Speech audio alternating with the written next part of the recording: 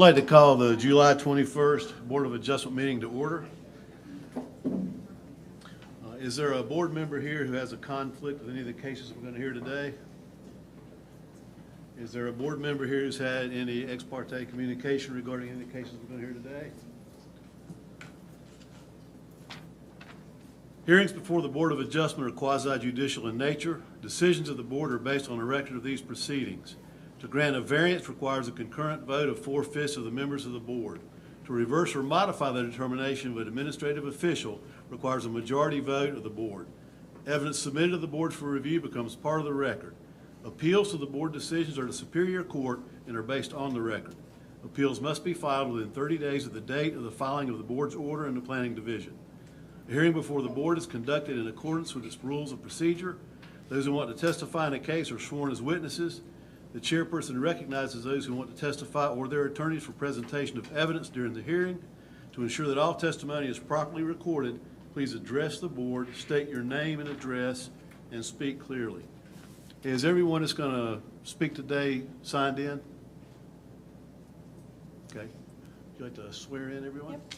All right, so I'm going to ask anyone that plans to speak, may speak, or that's going to testify to go ahead and stand up, raise your right hand.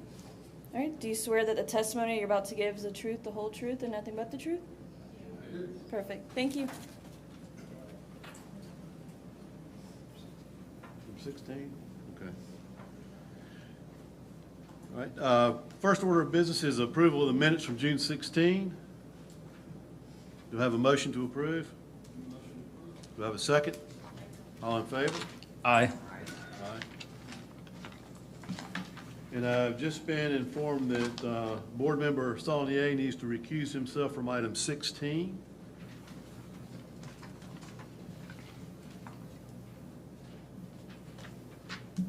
Okay. The first order of business before the board is 311 and 315 Eastwood Road. Request for a variance to the 100-foot right-of-way setback for automotive parking in the Special Highway Overlay District. Pursuant to the City Code, Chapter 18, Land Development Code, Section 18-212. We have a motion from the city to request a continuance. We do, yes. Do you have a date certain? Or? We have reached out to the applicant to let them know that they need to revise their application to reflect current code. We've asked that they either do that by September or the city will request to withdraw that item, or to have it dismissed, rather. What's the September date? 15? Do we have a motion to continue item 1 to September 15? Motion to continue to September 15th. Do we have a second? Second. All in favor? Aye. Item number 2, 6005 Oleander Drive, Unit B. Appeal of a notice of violation that the deck was constructed on the subject property without proper permits and that the use of the vacant lot adjacent to the newly enclosed outdoor space for outdoor seating and events is not permitted. Use pursuant to the City Code, Chapter 18, Land Development Code 18-190. Applicant is requested to withdraw or continue. The applicant would like to request to continue this item to the September 15th meeting. Do we have a motion to continue item 2 to September 15? The applicant is also present if you have any I'm questions sorry. with regard to the continuance request. Good afternoon, Mr. Chairman. What I'm asking is I represent the applicant. Yes, sir. We would ask for continuance. We're working through the issues. I think we've gotten most of the issues resolved, and I think some additional time is beneficial. Limiting the issues to be heard or resolved in the matter of a week. You're welcome. Do we have a motion to continue item 2? Motion to continue to the September 15th meeting. I'll second that motion. All in favor? Aye. Item 3 is 923 North 3rd Street. Appeal of a notice of violation that the subject property is operating as a commercial parking lot without site approval required pursuant to City Code, Chapter 18, Land Development Code 18-50. Applicant is requested to withdraw this item. Do we have a motion to withdraw? I'd move the item to withdraw. Second. All in favor? Aye. Item 4 is 201 Harnett Street. Appeal of notice of violation. The subject property is operating as a commercial parking lot. Sounds pretty similar. Without site approval required pursuant to City Code, Chapter 18, Land Development Code 18-50. Do we have a motion to withdraw? Motion to withdraw. Second? All in favor? Aye. And I think the last item for our continuance is item 57527 Masonboro Sound Road. Variance to City Code Chapter 18, Article 4, Environmental Regulations to exceed the allowable fill in a coastal high hazard flood zone to allow fill in conservation resource area. Applicant has requested a continuance. Is that to September 15 as well? Yes, sir. Do we have a motion to continue item 5 to September 15? Motion to continue to September 15th. All Second. in favor? Aye. Aye. All right, item 6. Here we go. 1501 Robin Hood Road, variance to the maximum gross floor area for an accessory building for a property in the R10 residential district pursuant to City Code Chapter 18, Land Development Code 18-199. All right. Here we go. Thank you so much, board members, for being here today and bearing with us. So as you said, this is BADV-31-522 for 1501 Robin Hood Road.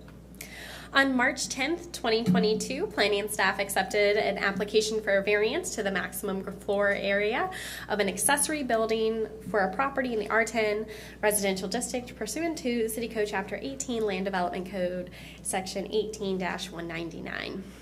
Due to the Board of Adjustment not having a full complement of the board, the applicant asked to continue their case from May 19th, 2022 meeting to the July 21st, 2022 meeting. The subject property is part of an area annexed into the city limits effective December 27th, 1964. The subject property is approximately 16,499 square feet or 0.38 acres of vacant land in a zoned R10 residential district. The applicant is building a single-family detached residence with an attached accessory dwelling unit and has proposed a 1,140 square foot detached accessory building.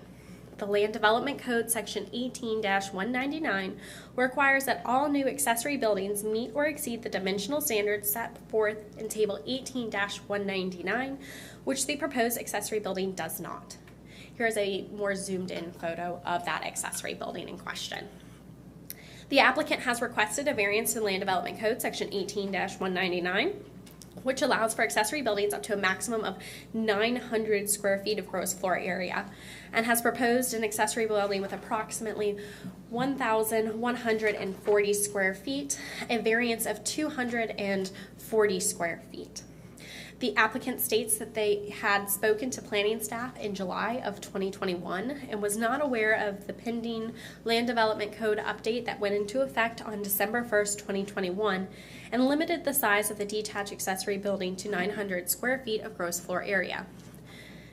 This matter is set for hearing before the Board of Adjustment on July 21st, 2022. The findings of fact, the Board of Adjustment in granting a variance shall find that the following 4 findings of fact required by North Carolina General Statute 160D-705 and the City Code Chapter 18 Land Development Code Section 18-615 Board of Adjustment have been met by the applicant. The first being that unnecessary hardships will result from the strict application of the ordinance. It shall not be necessary to demonstrate that in the absence of a variance, no reasonable use can be made of the property. Number 2, that the hardship results from conditions that are peculiar to the property, such as the location, size, or topography. Hardships resulting from conditions that are common to the neighborhood or general public may not be the basis for granting a variance. Number 3, the hardship did not result from actions taken by the applicant or the property owner. The act of purchasing the property with knowledge that circumstances exist that may have justified the granting of variance shall not be regarded as a self-created hardship. And number 4, the requested variance is consistent with the spirit, purpose, and intent of the ordinance, such that public safety is secured and substantial justice is achieved. I ask that this presentation and all case materials be added into the record. The applicant and their agent is here today, so if you have any questions, they'll be able to answer, and I believe they also have a presentation.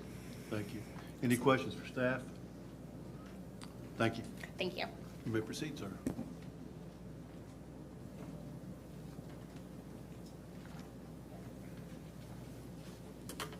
Thank you, Mr. Chairman, members of the board. My name is Matt Nichols. I'm an attorney in Wilmington, and I represent the applicants and property owners in this matter, Dr. Igor Westra and his wife Samantha Westra. And I have a brief presentation which I think will help explain the facts and circumstances that give rise to the variance request. Let's see.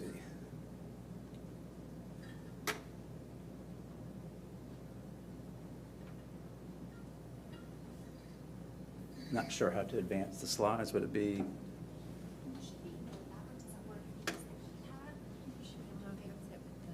These? Oh, okay.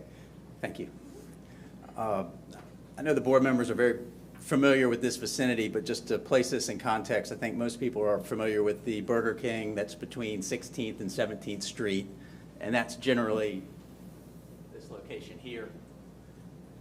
The property, my client's property is shown in yellow on 1501 Robin Hood Road. And my clients purchased the property in April of 2021 with the purpose of constructing a garage and accessory building for their RV and boat. And they also were going to have a residence there. So they've, over a year ago, or about a year ago, they engaged Chris Lumpkin, who is here with me today with Constructive Building Solutions, and I'll let Chris come up and explain some of the circumstances in more detail. But they engaged design professionals to design the house and the accessory garage for the purposes of storing the boat and the RV, and met with city staff and designed this to meet the criteria, and it met all of the criteria under the prior land development code. So that was the code that was in effect basically from 2005 until December 1st of 2021. And the planning took place under the old code, and really, unfortunately, the application was not filed until, I believe, the first part of January of this year. So had the application been filed before the code changed, it would have been under the old code, and we wouldn't be here today. But the application wasn't filed until after that, so we're really here to ask for a variance because the design of the house and this complementary garage was all done under the old code, to the old code specifications. There was interactions with staff on that, and it's just an unfortunate circumstance. You may see some more of these instances when you have these code changes, which probably takes place every 15 or so years. I'm sure they'll update the code again in 10 or 15 years, but it's just sort of in that window when that happens. So that's the unfortunate circumstances that give rise to the variance. I wanted to show you this is the residence that's planned and proposed for the property, very high quality and high level investment for the lot. Here's the rear and or the side elevations. And then this is the accessory garage that we're here today about. And as you can see, they designed it to complement the main structure, and it very nicely done. I mean, you could have done this with a much less detail and sort of a less aesthetically pleasing sort of design, but they wanted to do a nice quality job with it, and I think the designer did a great job with it. I've got handouts for the board if you would like to see these, as far as if you want to see the sheets, full-size sheets. I have copies of those if the board would like to see these. And we also have the dimensions and the floor plan. You can see the garage is, the exterior dimensions are 38 by 30, so that's right at 1,200 square feet. Again, that would have met the previous code. As a result of the new code, the limitation is 900 square feet. So we're here today respectfully asking for a 240-foot variance to allow this design as was designed and planned for to move forward. I know the ordinance talks in terms of gross floor area. I didn't see that defined in the code, but I know if you were to measure sort of the interior, the actual floor space, it would actually be even a little less than that, because the dimensions here are showing 37.1 feet or 37 1 inch and roughly 29 and 1 inch. So again, very proportional to the house. And then I believe this is in the board's packet, but we just highlighted exactly how the accessory garage would be situated on the property. And it has 3 bays or doors, one for the boat, one for the RV, one for an additional car vehicle. And then I just highlighted here, you can see the area. I wanted Dr. Westra to provide a picture of the RV. I understand from Dr. Westra that the RV is 24 feet in length. If you had a bike rack on it, it's 26, so it would fit within the garage. And then the boat, the hull of the boat is, understand, 24 feet with the motor down. That adds another 2 feet to 26 feet, and then trailer and all is roughly 29 feet. So the garage is sized for the existing boat and the RV. And at this point, I may have Chris come up and say a few words. I know this letter's in the board's packet, but just to give some context about the discussions with staff leading up to the to where we're at today.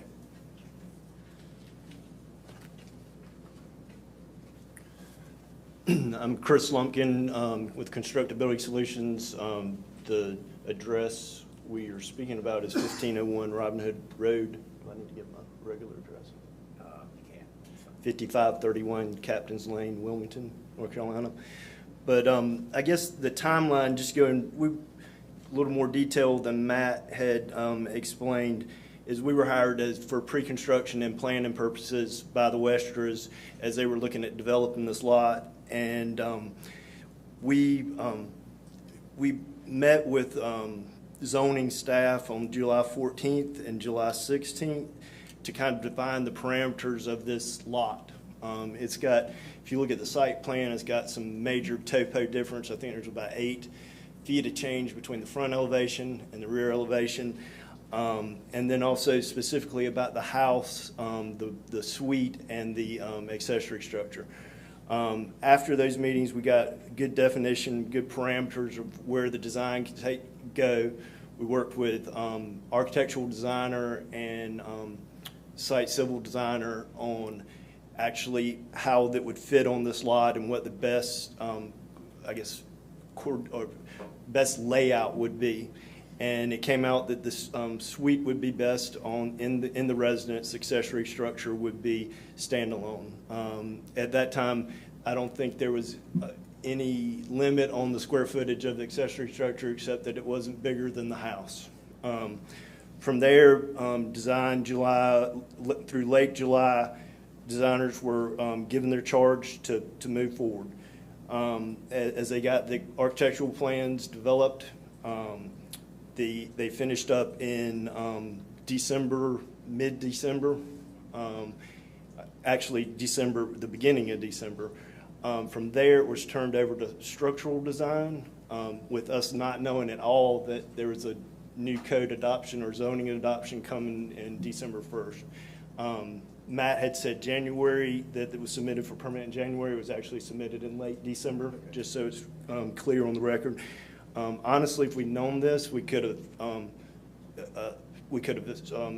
put something in preliminarily to beat that date, but there was never any discussion of that when meeting with staff, and so that's kind of why we're here. That's kind of a timeline of why we're here.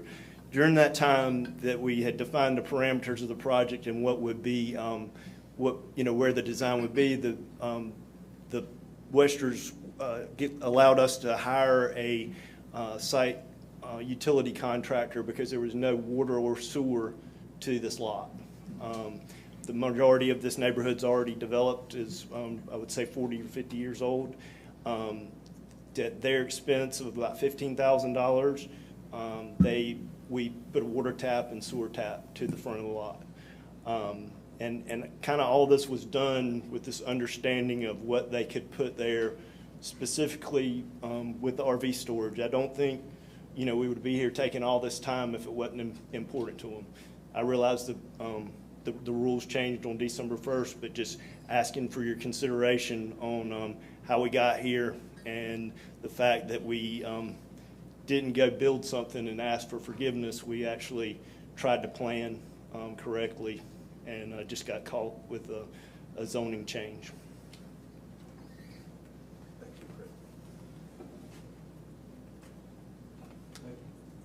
Mr. Chairman, I had a few more slides, if I may.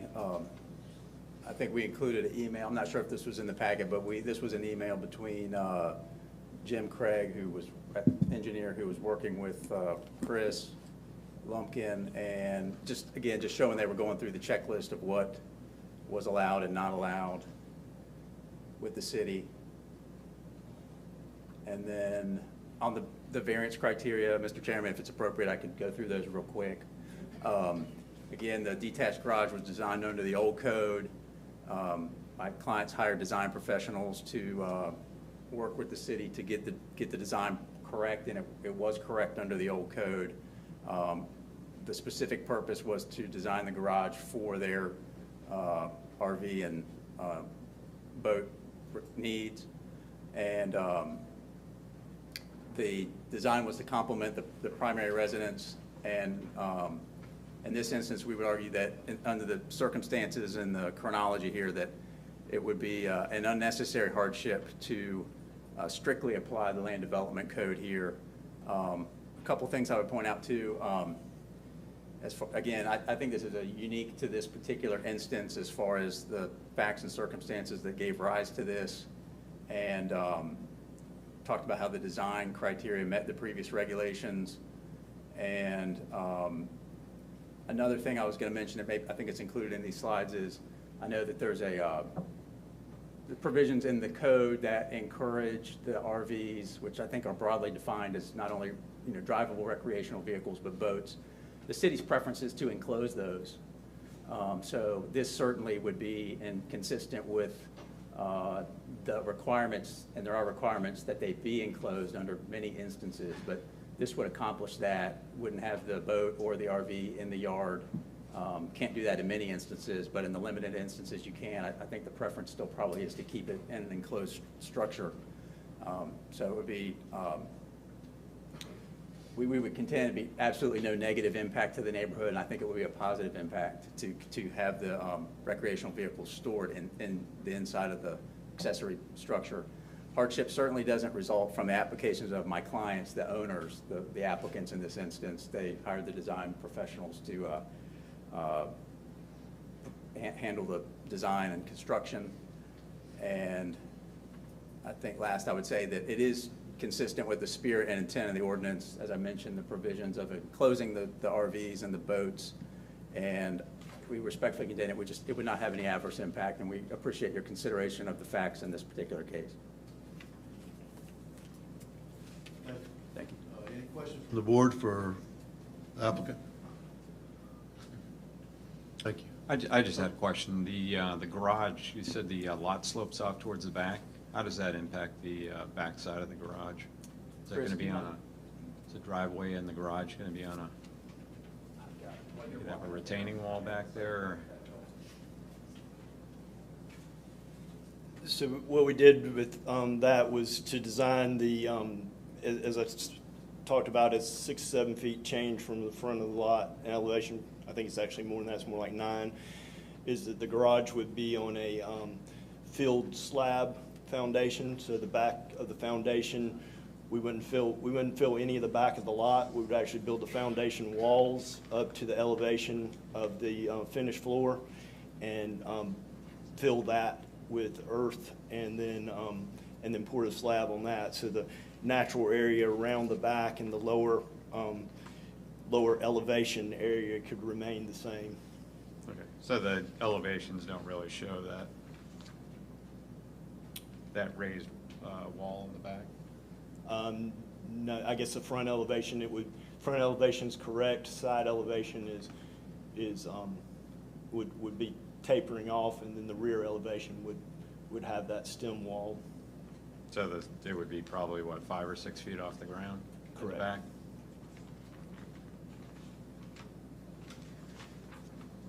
And I think we could Enter the plans as evidence, since we're reviewing them. I think so. That's the same. I think, is that the same ones? No, No, it's yeah, not. there's It's no different. This drawings is in not there. what's in our package. Do we need to enter this as an exhibit? The site plan, certainly it would be appropriate to have as an exhibit. As far as the building plans themselves, it's staff's opinion that they aren't relevant really to the applicant's request. They've already been entered into evidence, so they'll be part of the permanent file for this, but the applicant isn't requesting any kind of variance to the design standards or anything, because there aren't any, nor would they be tied to those specific plans if the variance is to be granted. Okay, thank you. Anything further for the applicant? Is anyone here to speak in favor of or opposed to the requested variance? And I will close the public hearing and open it for more discussion.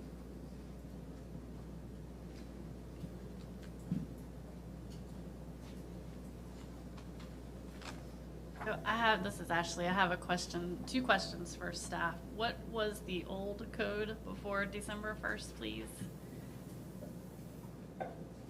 Absolutely. So I'm going to read directly from the Land Development Code effective November 30th, 2021. And that is that, help if I had my glasses on, I apologize. The gross total square footage of all accessory buildings shall not exceed 100% of the heated square footage of the primary structure.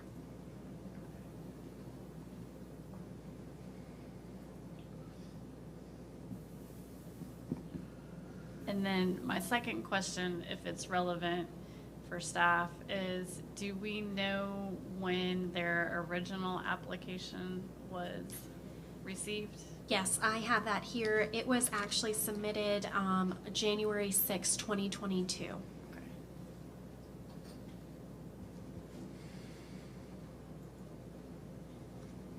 Okay. I think this is, as Mr. Nichols stated, kind of a unique situation, and I do believe Dr. Westra and Constructive Building Solutions did all they could to ensure that they were in compliance with the code. So, in my opinion, I would not be opposed to granting the variance. I agree with you, Ed.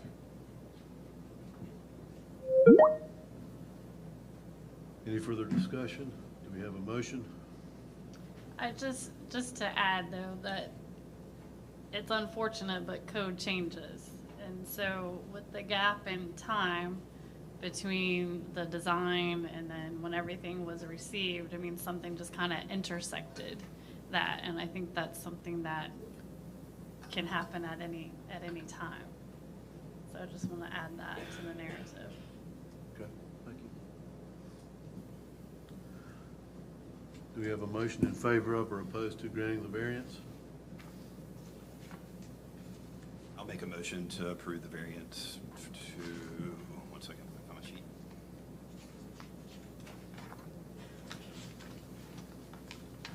For the adjustment of the 240 square feet, I believe it was. We have a motion to approve the requested variance of 240 square feet based on the four findings of fact. Do we have a second?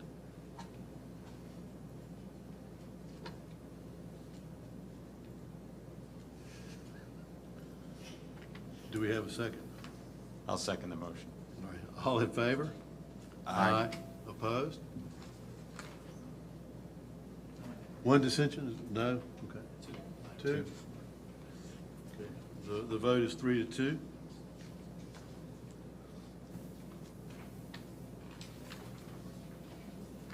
For the audience, that means that the variance does not pass. Correct. I'm sorry, the variance does not pass. And for the applicant, City Council has directed staff to take a look at the accessory dwelling unit and accessory building standards, and so there's the possibility for another change in the near future. I discussed for outside the hearing, but is there a workshop or is it planned?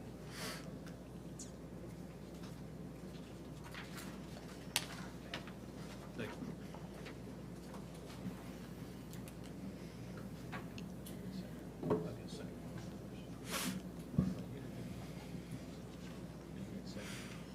Item 7 before the board is 1927 Nunn Street, variance to the minimum rear setback for a detached single-family dwelling in the R5 residential district pursuant to City Code Chapter 18, Land Development Code, Section 18-28.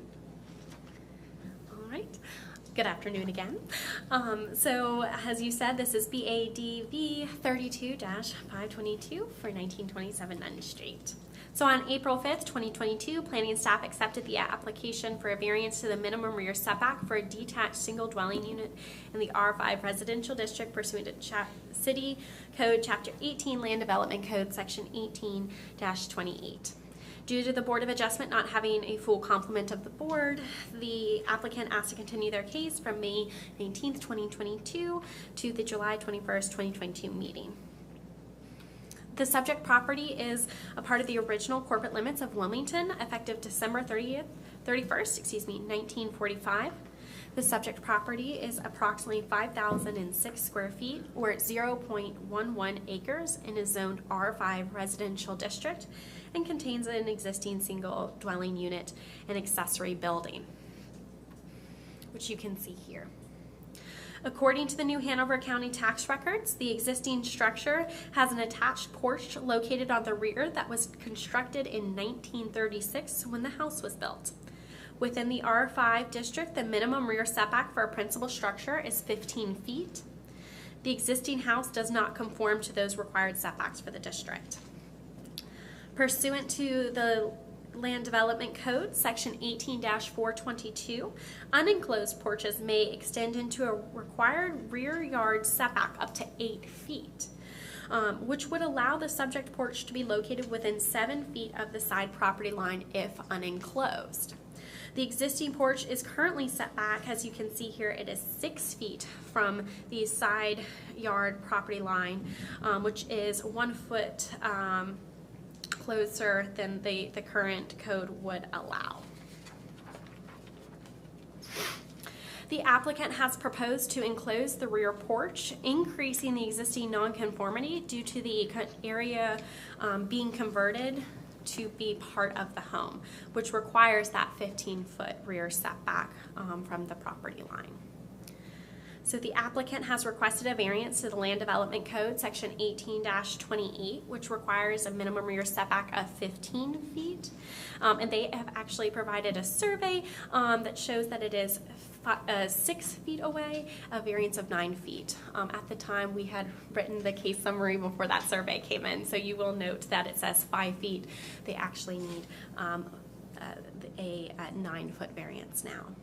The applicant states that enclosing the existing porch location would be more environmentally friendly than tearing it down to rebuild in compliance with the code, and would not increase the impervious surface of the lot.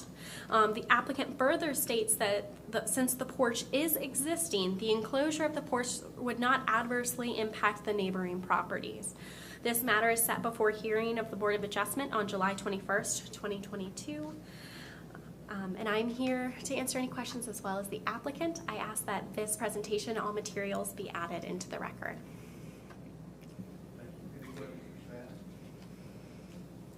Thank you. Thank you.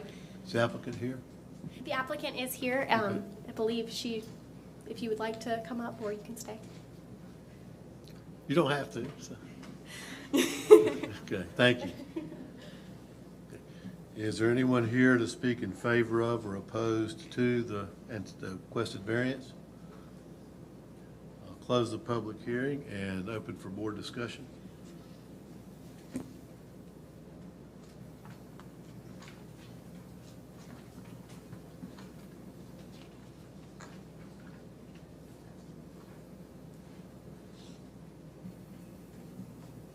When I look at the property, it's a pretty tight lot with everything that's on it. Just the question is, we're not extending the dimensions of the home, but we are enclosing a porch.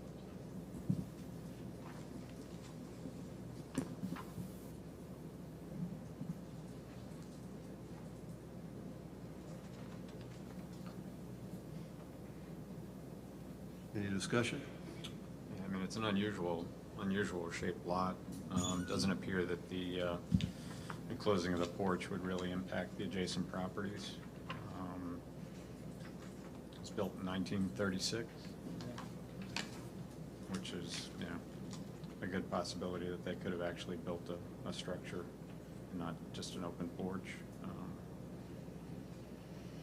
I know it's difficult on these types of old homes to try and, they're probably, the square footage of it is probably undersized for modern living.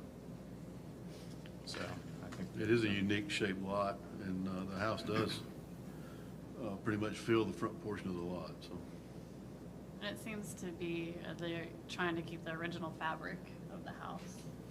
I agree.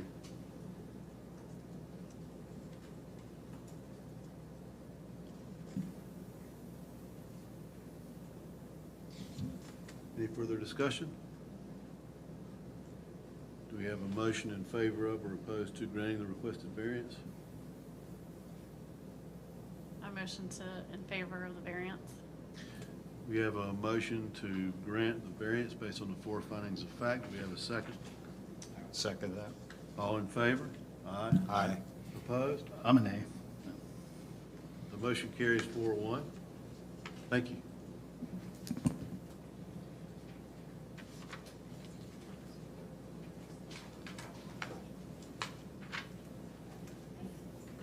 Item number 8 is 2201 Sterling Place, variance to swimming pool and accessory structure locations pursuant to City Code Chapter 18, Land Development Code, Section 18-214 and 18-199.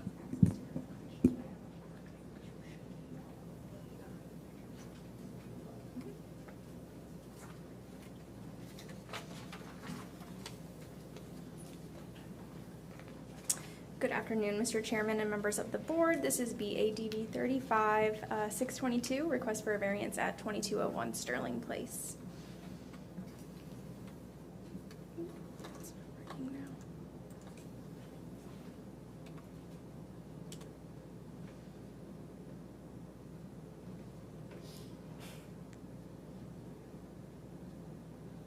Thank you. On April 8th, 2022, planning staff accepted an application for a variance to the location of a private swimming pool on a corner lot in the MD17 high-density multiple dwelling residential district pursuant to City Code Chapter 18, Land Development Code Section 18-214. On June 20th, 2022, planning staff accepted a modified request to include a variance to the location of an accessory structure pursuant to City Code Chapter 18, Land Development Code Section 18-199. Due to the Board of Adjustment not having a full complement of the board, the applicants asked to continue their case from the June 16th, 2022 meeting to the July 21st, 2022 meeting. The subject property is part of an area annexed into the Wilmington city limits effective December 24th, 1964, and is zoned MD17 high-density multiple dwelling residential district. The subject property is approximately 31,649 square feet and contains a single-family residence. The applicant is seeking a variance to the location of their swimming pool as it was placed in a different location by the contractor than what was approved by their building permit. Land Development Code Section 18-214, swimming pools private, requires swimming pools located on a corner lot to not be closer to the side street than the closest point of the dwelling unit on that street and prohibits them from extending beyond the front facade of the principal structure.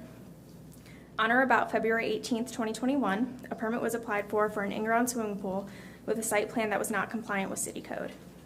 On or about February 23rd, 2021, Associate Planner Abby Bonnevak asked for a resubmittal with the comments, a corner lot, a swimming pool shall not extend beyond the side facade of the principal structure on the street side of that structure. Please resubmit the site plan with the pool on the other side of the home. Swimming pool and equipment must be located 15 feet from the rear and 5 feet from the interior side. On or about March 5th, 2021, Associate Planner Abby Bonnevak asked for a second resubmittal with the comments, a swimming pool shall not extend beyond the side facade of the principal structure on the street side of the structure. The structure faces the street on 3 sides. Please resubmit the site plan with the pool not extending beyond the side facade of the one side that does not face the street. Please do not hesitate to reach out with any questions regarding the site plan. Swimming pools and equipment must be located 15 feet from the rear and 5 feet from the interior side.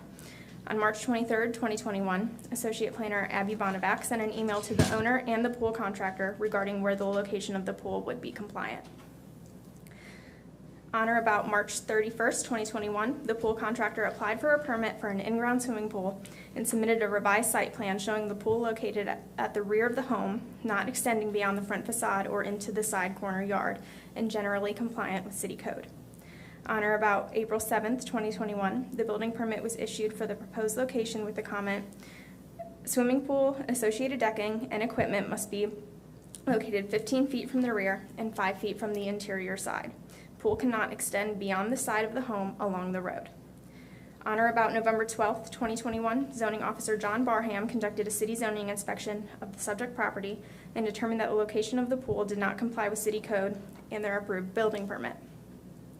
On or about March 9th, 2022, zoning officer John Barham conducted a second city zoning inspection of the subject property and noticed a cabana that was built and did not receive an inspection and did not meet Land Development Code, Section 18199, therefore issuing a notice of violation directing the owner to remove the pool and the accessory structure, which would be the cabana. The applicant has requested a variance to Land Development Code, Section 18214C, to allow a swimming pool to extend beyond the front facade of the principal structure. The applicant has requested a variance to Land Development Code, Section 18214D, to allow a swimming pool closer to the side street than the closest point of the dwelling unit on that street. Land Development Code Section 18199 requires that all new accessory buildings and structures meet or exceed the dimensional standards set forth in Table 18199, which the existing accessory structure does not. The applicant has requested a variance to Land Development Code Section 18199 to allow a cabana to be located to the closer to the side street than the principal building.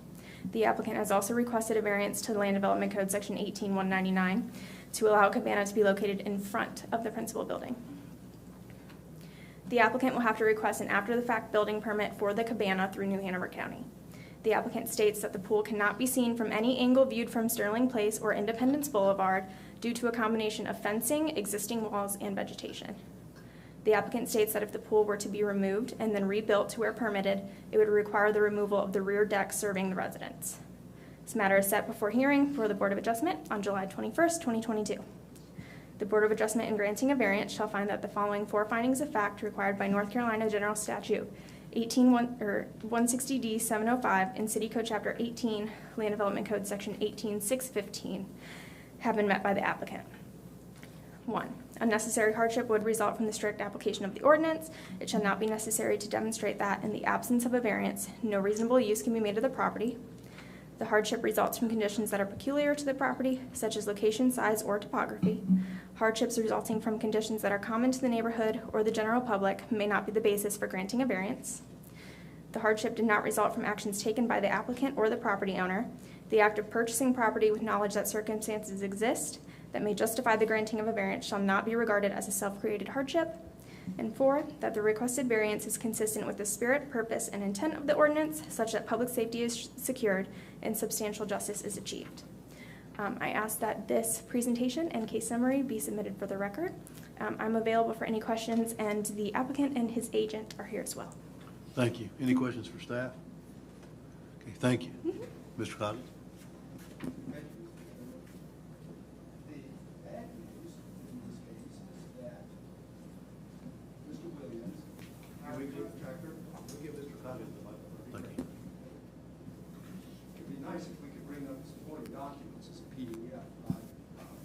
I wouldn't need a separate presentation.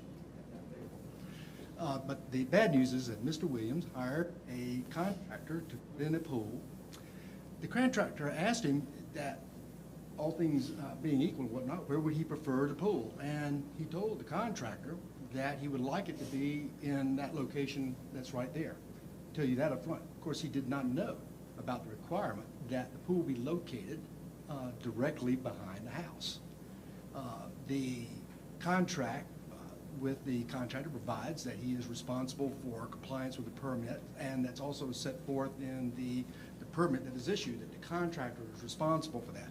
So that is the bad news, that how this came about.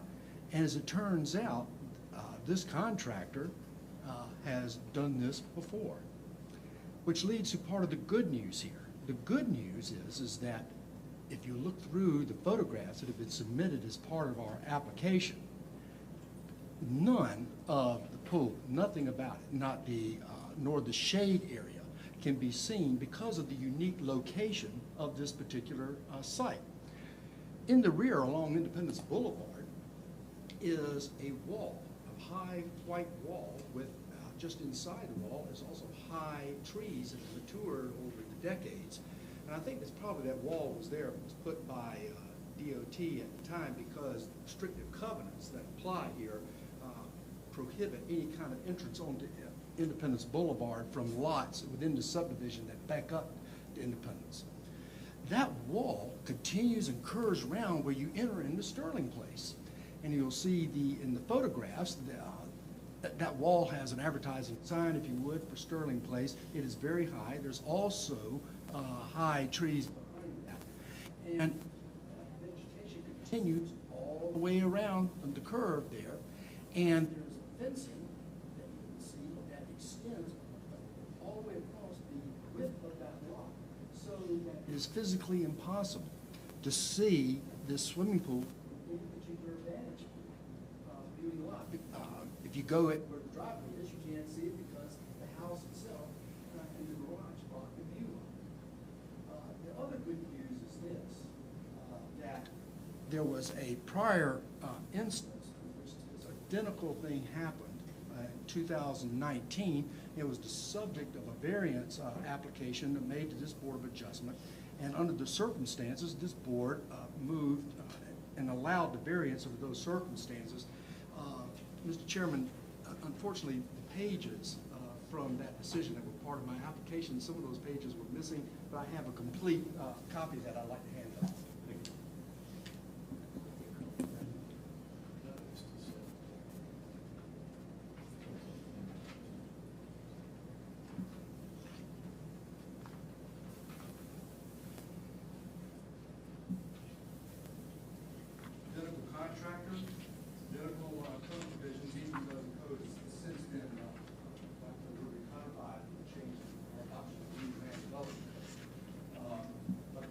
Basically are, yes, the pool must be directly behind, and it's not supposed to be to the side.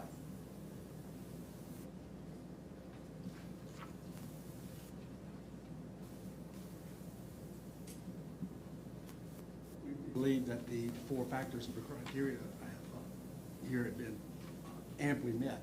One hardship, however, I would like to point out that's not part of the presentation.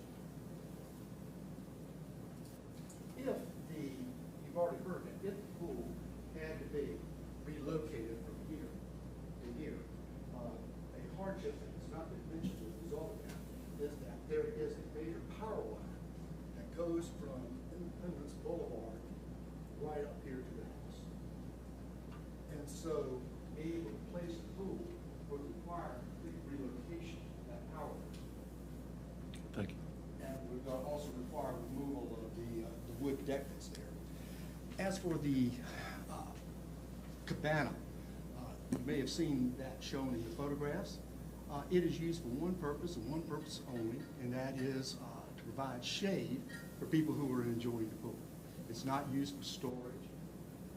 It's just simply something to provide shade, and is arguably, I think, actually part of the pool itself. I frankly don't know quite how to categorize that particular structure. But that is part of the variance request as well, because that cabana, so to speak, is subject to the very same kind of requirements that are applicable to the pool. That is, it's supposed to be directly behind, and shouldn't be to the side. But again, it, just like the pool, is not visible from any vantage point.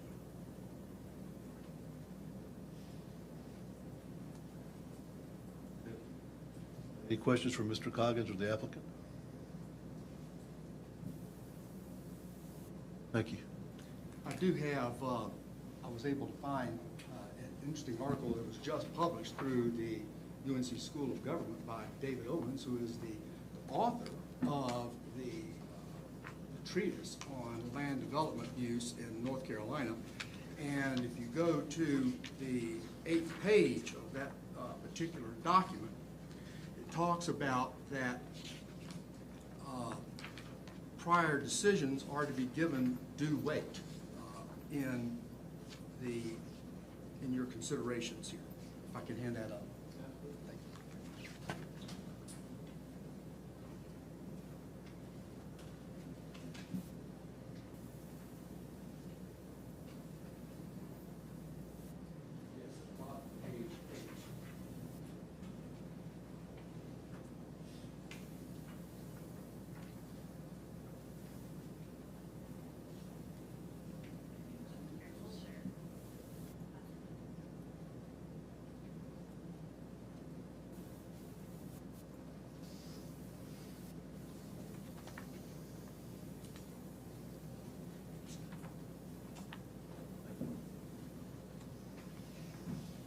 Any questions for Mr. Coggins?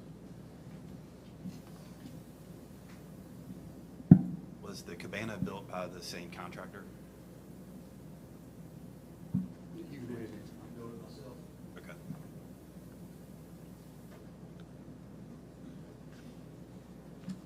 Any further questions for the applicant?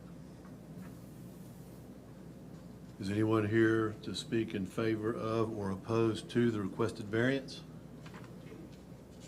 I'll close the public hearing and open for board discussion. I went by the property and it is not visible from any vantage point on Independence or Sterling. We have had this same contractor before us prior for the same thing. And we granted a variance in that instance, so we do have a precedent set. I wish there were a way to cite the contractor because that seems to be the root cause of the problem here. But, you know, given where we are and what's happened, I'm sorry. But as far as the pool variance, I don't have any problem with that at all because it was not the owner, it was the contractor. We have granted a similar variance to a similar issue with the same contractor. Yeah, I mean, the problem I have with this one is that I think it was 5 times they were told what the requirements were. I counted the original application, and there was like 5 different opportunities for them to tell them what the requirements were. They actually submitted a plan to the city that showed the location of the pool. And the location that it was actually constructed is nowhere near where the permit was for the pool. I'm not so sure the other variance that we permitted was similar in that because of the orientation of that house, the pool is mainly behind the structure. If you took the sight lines of the house, the side setbacks, I don't think it's strictly applicable. I mean, this is a difficult lot because you've got basically 3 frontages on a road. So that to me is somewhat of a mitigating circumstance. But to me, this is pretty egregious to have gone through essentially five reviews, requirements, submit a plan, show where the pool is located, and then to come back and the pool is not anywhere near where it was permitted. We certainly agree that the actions of the contractor were egregious. Yeah, but I think the owner, does take some responsibility in that they should know. I'm sure they saw the plan that was submitted to the city. Actually, they did not. That's in the I find that hard to believe, but I don't know how you can't know what you're planning on getting, and you would see a plan of the pool and discuss that. I just find that hard to believe. Mr. Chairman, if I can just clarify one statement you made. You had mentioned precedent. Just wanted to remind the board that variances are based on the unique characteristics of the particular lot. So I caution against using that word. I understand there was a somewhat similar circumstance because we had the same contractor in the previous case, but the unique characteristics of this lot would be what you would be looking at if you decided to grant this variance. And that can include, like Mark said, the road frontage, the walls, the vegetation, all of those things can be factors. Thank you. Mm-hmm. Does the staff have any comments in regards to the fact that this has essentially 3 sides of this lot are bounded by roads? Do we have to consider all roads going around this as frontages? Well, city code does specifically contemplate, of course, corner lots and restricts the location of swimming pools from being on the street side of a corner lot, and that's... This is a little more than a corner lot. This is more like an island. It's only got one real side setback that I can see, and it's the one that the garage runs along. The rest of them are on public streets. I will note that the placement of the house is set back off of the curved street there does limit the backyard area available for constructing a pool. The applicant could potentially comply with code with the pool in that location by constructing an addition to the home that would meet the front setbacks and go around the pool. But I would say that city code defines corner lot to include this situation and does specify pool placement for such lots. That is interesting, as I understand it, that a residence actually could construct an addition to the home as part of the main structure that could have some movement inside. That is interesting. Can I extend the side of the house to cover the pool? I have plenty of room. And the pool will be behind the left and right face of the house. So you're saying that he could build the house actually where that pool is sitting right now? And meet the setbacks? So, I mean, it appears that the pool is more than 50 feet away from Sterling Place. Is it an 18-foot setback?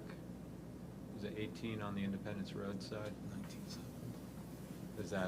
What's the minimum from Independence? Is it 15? They're checking. I believe that the setbacks for the R15 district, effective December 1st, are 20 feet. So they would still need a variance to that 19.7 foot setback off of Independence. Do you consider that paving part of the pool?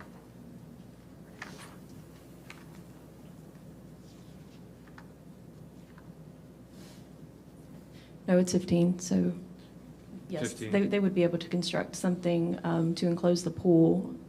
Right, but I mean, you could essentially extend the house over into that area. So the question is it, is the house over in that area less objectionable than a pool that sits at grade level? I know that's not really we're not getting at the root of the ordinance.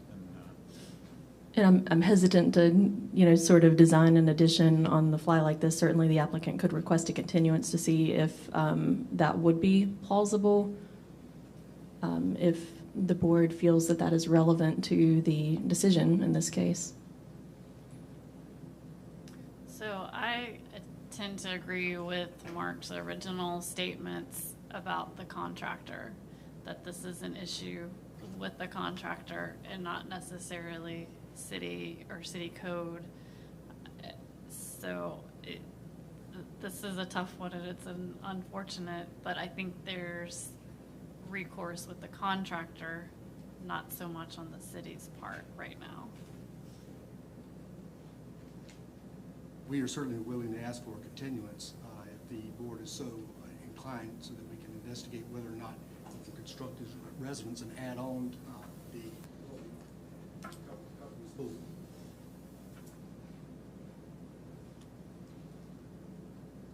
I mean, I would make a motion to approve a continuance if that's something that they want to pursue. See what they can come up with. Would the applicant be prepared for an August 18th meeting date if we were to continue? Then or September 15th? I don't know if I was going to say, I don't know if we can make that determination regarding all the requirements within the time period of August 18th. I don't think September date would be sufficient.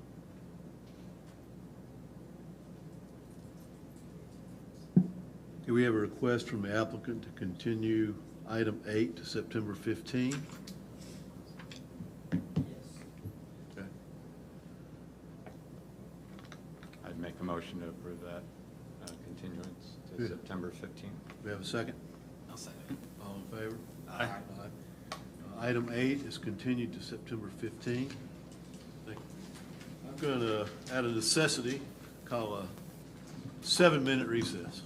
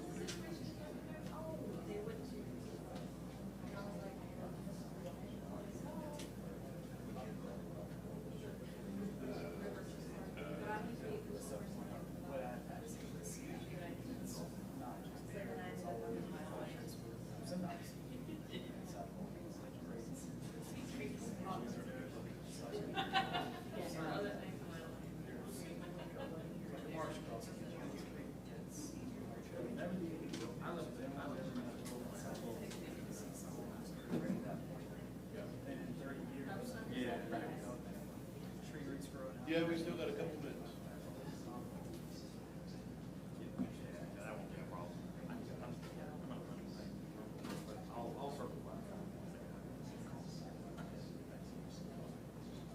This person's spam risk keeps calling me.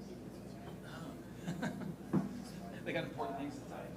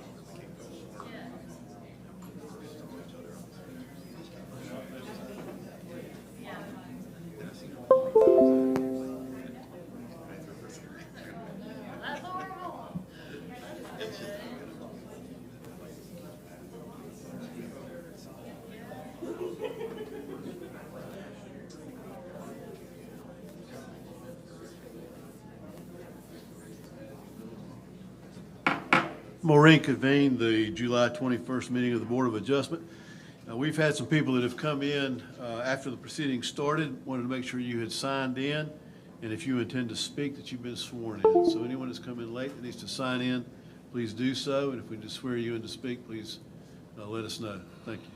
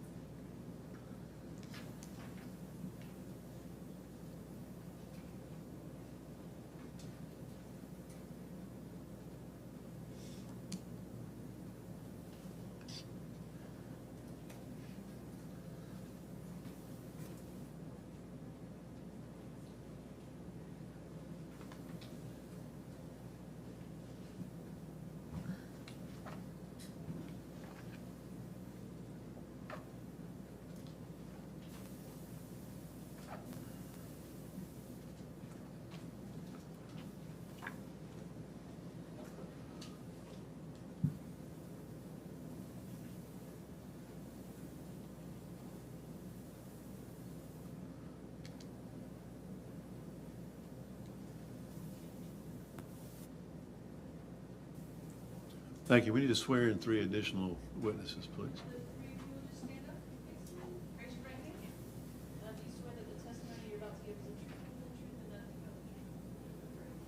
Thank you. The next item before the Board of Adjustment today, item 9, 99 Lowell Water Drive. Variances of the minimum residential adjacent side interior setbacks, Class C, transitional buffer requirements and street tree requirements pursuant to City Code Chapter 18, Land Development Code Sections 18-73, 18-323, and 18-320. Welcome back, everyone. As you stated, Mr. Chairman, this is BADV 36-622, request for a variance at 99 Lowell Water. Can you click it, Casey? It's not working again. Thank you. On April 29th, 2022, planning staff accepted an application for variances as outlined in the table that I'm about to read and will put up on the screen to facilitate the development of the subject property for vehicle sales, 1 to minimum residential adjacent side interior setback, 1 to street trees, 1 to Class C transitional buffer, and 1 to Class C transitional buffer plantings. Due to the Board of Adjustment not having full complement of the board, the applicants asked to continue their case from June 16th, 2022 to July 21st, 2022. The subject property is part of an area annexed into the city limits effective December 27th, 1964. Subject property is approximately 11,991 square feet, or 0.27 acres, and is zoned commercial services. The proposed use of the property as vehicle sales is permitted with conditions in the CS district. Site improvements known as low water commercial were approved by the city in April of 2017. However, any new proposed projects will need to meet the requirements of the Land Development Code currently in effect. Land Development Code Section 1873 requires a 50-foot interior side setback when adjacent to residential. The applicant has requested a variance to Land Development Code Section 18-73 for the required minimum interior side setback of 50 feet to allow a setback of 20 feet, a variance of 30 feet. The applicant states that the project is limited to a 15-foot building envelope with the required 50-foot residential adjacent side setback due to the lot only being 65 feet in width. Land Development Code Section 18320 requires street trees to be planted in the right-of-way where new construction occurs along an existing street right-of-way. Standards for spacing, tree size, and species shall meet the requirements set forth in the Technical Standards and Specifications Manual. The applicant has requested a variance to Land Development Code Section 18320 for the number of required street trees of 2 trees and has requested 0 street trees. The applicant states that, due to the width of the lot, the entire street frontage is encumbered by site triangles which prohibit visual obstructions. The applicant further states that they intend to work with the city to identify alternate locations on site to plant canopy trees. The applicant states that all requirements regarding streetscape landscaping will be met. Land Development Code Section 18323 requires a property zone CS to have a Class C transitional buffer when adjacent to MD 17 residential zoning. A Class C transitional buffer is for transitional areas where permitted land uses and site design between different zoning districts are significantly distinct in use or scale with major difference in intensity, character, and development patterns.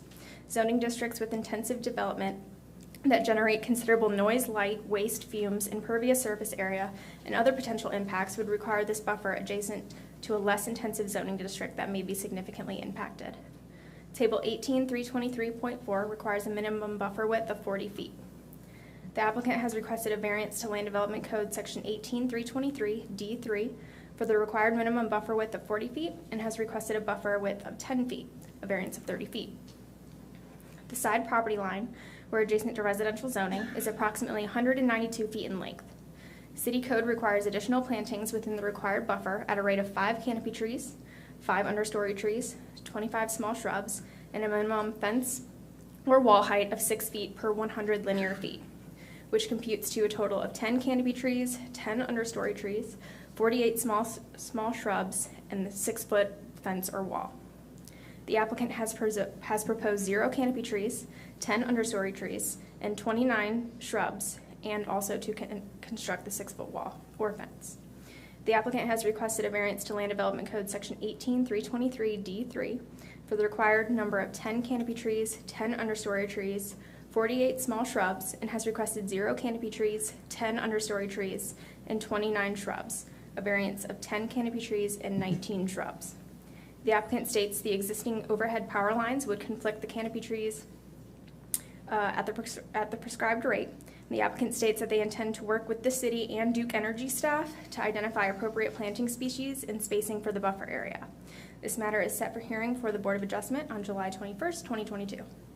The Board of Adjustment, in granting a variance, shall find that the following 4 findings of fact required by North Carolina General Statute 160D 705 and City Code Chapter 18, Land Development Code, Section 18615, Powers and Duties, have been met by the applicant. 1, unnecessary hardship would result from the strict application of the ordinance. It shall not be necessary to demonstrate that in the absence of the variance, no reasonable use can be made of the property. 2, the hardship results from conditions that are peculiar to the property, such as location, size, or topography. Hardships resulting from conditions that are common to the neighborhood or the general public may not be the basis for granting a variance. 3, the hardship did not result from actions taken by the applicant or the property owner. The act of purchasing property with knowledge that circumstances exist that may justify the granting of a variance shall not be regarded as a self-created hardship. And 4, the requested variance is consistent with the spirit, purpose, and intent of the ordinance, such that public safety is secured and substantial justice is achieved. I ask that this presentation and all materials be submitted for the record. I'm available for any questions, and the owner and the applicant are here as well. Thank you. Any questions for staff? Thank you. You may proceed.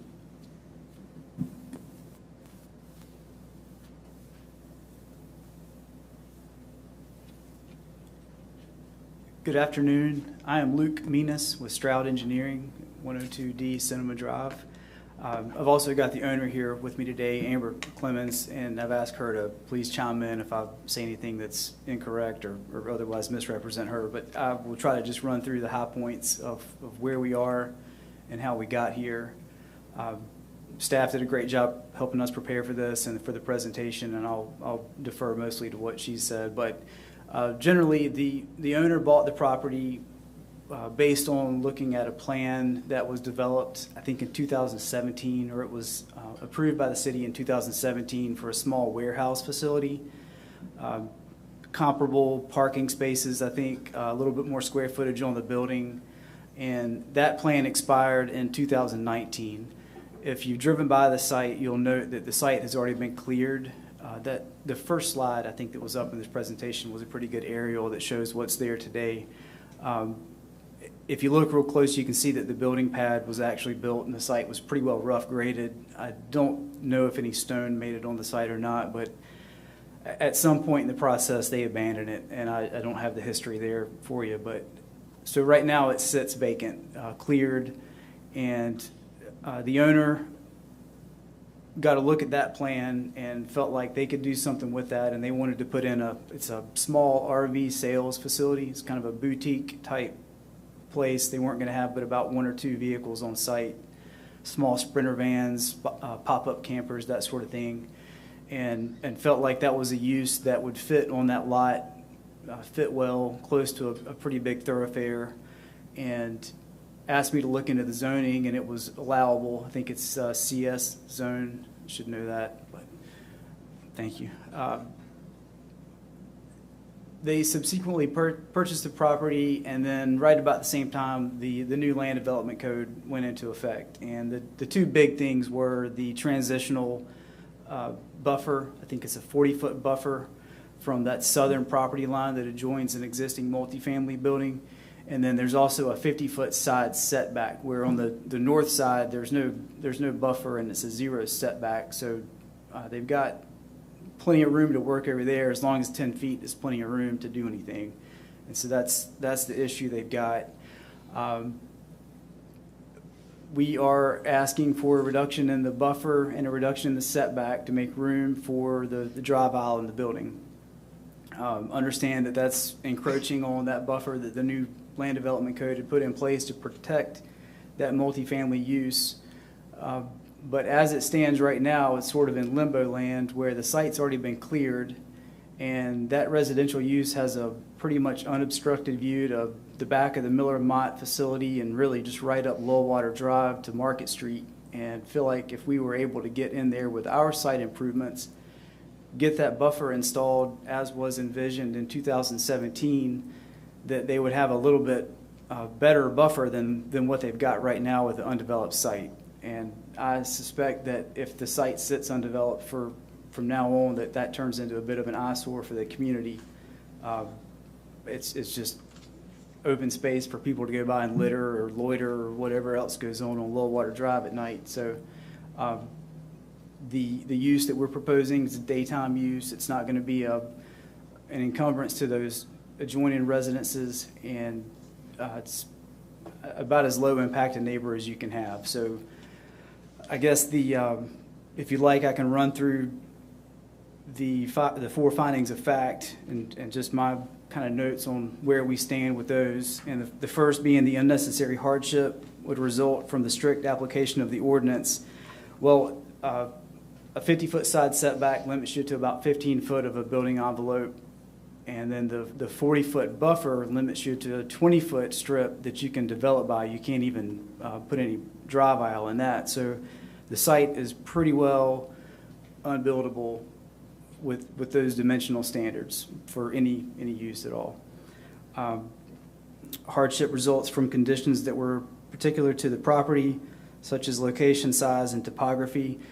The parcel you're looking at, and it's not as evident on this screen, but on the next one you can see there's a strip of parcels that run sort of parallel to Market Street that are all about 65 feet wide. That was an old CSX rail corridor, and CSX abandoned that I think it was in the mid-90s, and deeded them out. And so there's a couple of parcels that were picked up and recombined with adjoining parcels. But that one, unfortunately, was already developed on both sides, and there was no opportunity for anybody to absorb it and do anything productive with it. So it's just sat as a 65-foot wide parcel.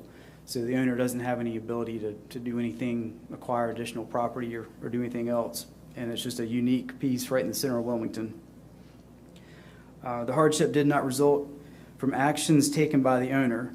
Again, the owner purchased the property in good faith, thinking that they could probably get a similar site design to what was permitted back in 2017 and was valid up until 2019. And then very shortly after purchasing it, they realized with the new land development code that the setbacks were going to be prohibitive to what they wanted to do.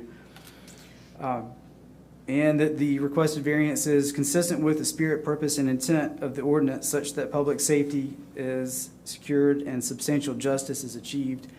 I touched on it before, that there was a valid site plan in place that had buffers in place that were deemed appropriate at the time with the old ordinance, admittedly. But right now, justice for the community would be to have something built on that lot and have something replanted on that lot, get a buffer in place instead of it sitting as a vacant lot. And it's going to be for the owner to, I guess, mow it and try to keep trash picked up as long as they want to do that for a hobby. But ultimately, it's just going to be a vacant lot, and it's going to be a bit of a blight in that little section, and it could be a productive use. And I don't believe an offensive use for the adjoining properties. So that's all I've got. And if the owner wants to chime in, or if you got any questions for me, I'm happy to field them. Okay. Any questions for the applicant?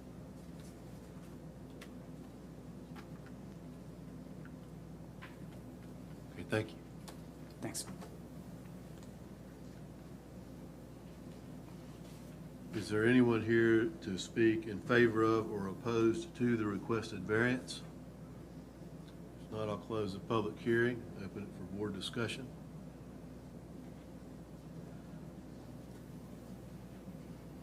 Would this have met the LDC Land Development Code up until December 1st, 2021, or no? Do you know? Because I know that the site plan was approved in 2017, but what about up until? That I'm honestly not sure. Okay. May I? Yes. This is old. Was the old site plan submitted as part of the application? I thought I had included that just for reference, because the current site plan was modeled basically after the old site plan, just resized the building. It's actually a little smaller building. So generally, yes, it was dimensionally consistent with what would have been required. Is this the low water commercial? Yes. That's the previous That's the site plan? previous site plan. Mm-hmm.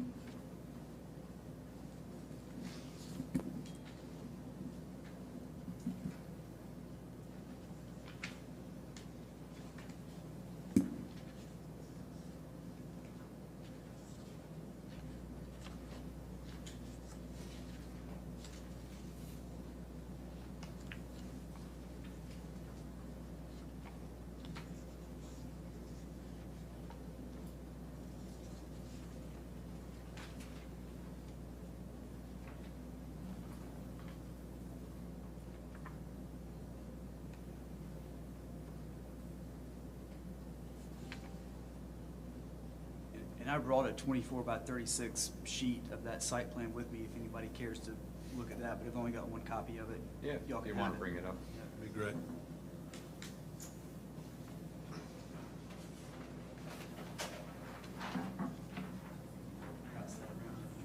Oh, this was the previous. Do you have your new site plan at this scale? This is 2017.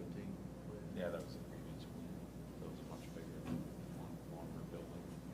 That building there kind of sits right in there. 7 feet. 7, and there's a 10-foot buffer on the multifamily side, 7 feet on the Miller-Mott side, So they're- 15 and a half feet on the back. So they're basically meeting what they had then, 10 buffers. Is this the? This is that plan right here. No, it's not, because this has got the plantings on it. It's the same, yeah. Same building though, right?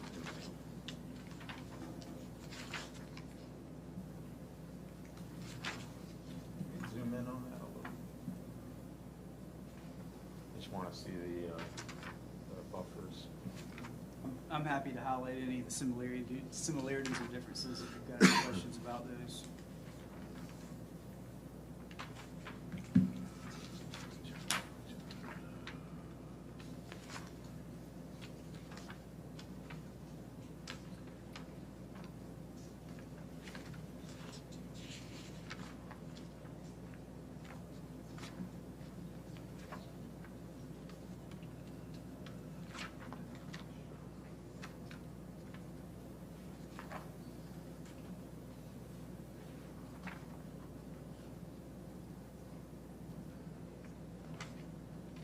That's the proposed site plan.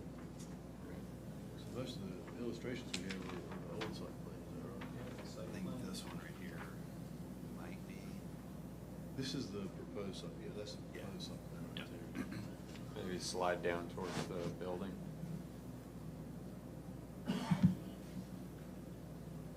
That's the proposed site plan there. Yeah. So you can't see what the buffer is at 10. Yeah, so it's similar to what they had on this previous plan. It's more of a rectangle. Yeah. Square. Well, it looks like 13 and a half feet. Yeah, you can see it as you move it up. It's like 13 and a half. I think it's 13, I think it's 13 and a half. 10 to on 10. the, Yeah. 13 and a half to 10. It's very similar.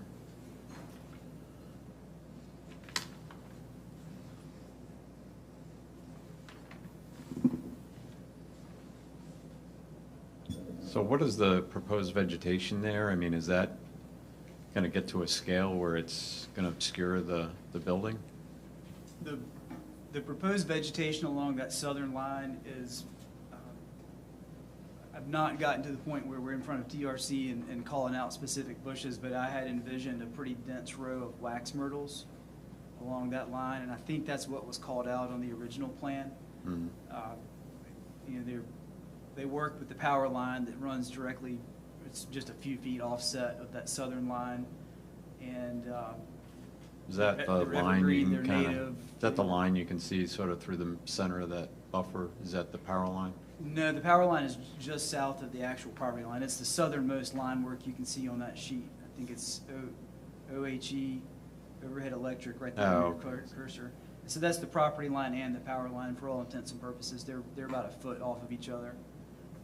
So in that 10-foot adjacent to that power line, the wax myrtles would be a good, you know, ultimately they'd be a 20-foot tall, 15-foot tall, super dense evergreen hedge there. Is what I would envision being in everybody's best interest. What's the height of this building? I think that probably the clear span would be 12 feet. I think The height? to the clear span, it's a covered RV building. It's not, there's no walls proposed. Oh, it's a, I don't know what the like a gable is going to look carport? like. Sort of like a carport? I would imagine about 18 feet is the finished height of the thing, single story. And so and this is where I'll ask the owner, poke me in the shoulder if I'm incorrect, but my understanding is if you wanted to go look at a pop-up camper this afternoon with interest in buying one, every day at 3 o'clock it's been storming like there's no tomorrow. So they don't want to be halfway through their little dog and pony show of folding out the pop-up camper and showing you how to, you know, access all the different apparatus on the thing, and then it come in and start raining. So they need a covered sales floor, and that's what that serves as, is just a covered area to unfold the camper, do a little demonstration, and then, you know, you can go to the sales office and hammer out details. That's a separate facility up front. Up in the front? Yeah, air-conditioned space, restroom.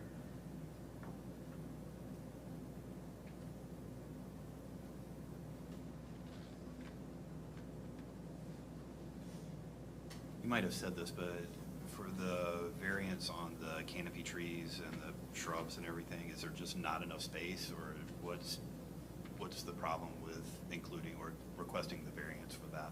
With the number of plantings and the number of plantings in the code is based on a buffer that's 40 feet wide. And staff knows these numbers better than I do, but it's X number of canopy trees per 100 linear feet, X number of understory trees, and X number of shrubs. The problem is if you shrink that buffer from 40 feet down to 10 feet, you can't stagger those trees in there, so then you end up with live oak trees that are 12 feet apart, and it's not going to work. So we're just asking for a reduction in buffer to what would be appropriate for that width. And then also with the exception that when you've got overhead power, and I think this is also in the current code, that there are exceptions for exchanging canopy trees for understory trees at a certain rate. And that's what we're asking for here, is just to facilitate that power line that we've got over top of us. Okay. And it's also worth mentioning, and I should have brought this up in the presentation, but speaking to the fact that the 2017 plan was partially implemented, one of the big things that was done was they were issued a city drainage permit. There's 2 sideline swales that are already in place. They've already extended off of the city's drainage infrastructure in low water. There's new structures on either side, so I'm preserving that approved drainage plan. That's why I've got a 10-foot setback to the building on the north side. There's, I think, technically a 0-foot setback there, but now it's already been developed into an approved drainage system, and I'd like to honor that if I could. We couldn't totally get out of the setback, but we could reduce it by a little bit. But I think that it's in everyone's best interest, adjoiners and us, to leave that existing drainage as it was designed.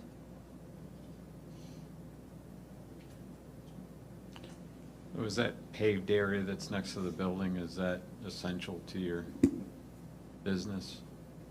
The one that's kind of shows a dashed vehicle? To be able to accomplish a 3-point turn, and I've kind of got that highlight or sketched in there, dashed in there. A vehicle would pull in, turn up towards the north, and do a 3-point turn, and have to back into that little stub behind the or beside the building. Can certainly make note that there be no parking there or anything like that, and it could be done with it's going to be gravel. Yeah, that looks like it's going to be a tricky turn, even to try and slide in with the curb in the building there.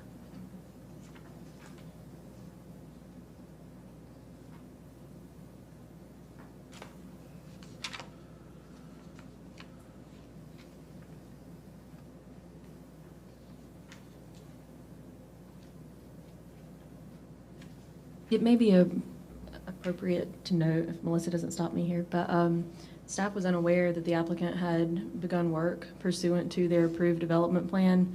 And so I don't know when that work was done, but that would... We didn't do any work, that was prior owner. Sorry if I wasn't clear. That was the previous owner, the previously approved plan, that work. Now, I don't know the history. That may have been done in 2014 before they were approved, but...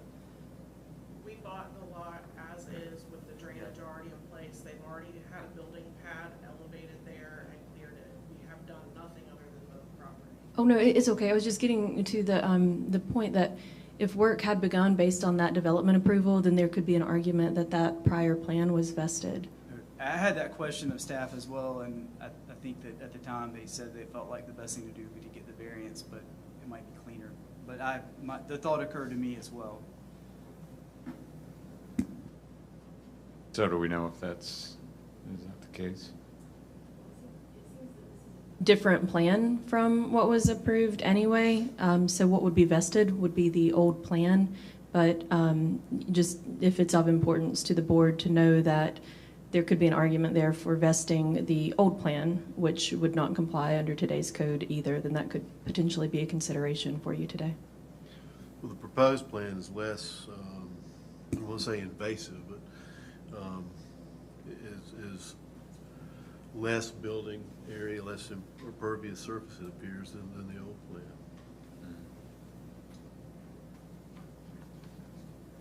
So the vehicle is going to be stored in that shed overnight?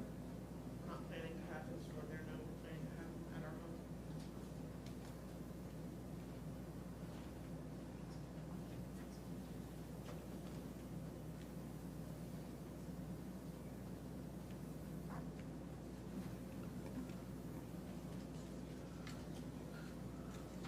So there's really an argument that they could conceivably go back to the old plan, which may be vested. They have to argue that with city. But the old plan may be vested, which that's a much more substantial building there. There's nothing up front. Yeah, I mean, they had the 10. Will you all make sure that you're speaking into your microphones because your discussions right now are also part of the open Thank you. meeting? Yes. This is in our packet too, a smaller version.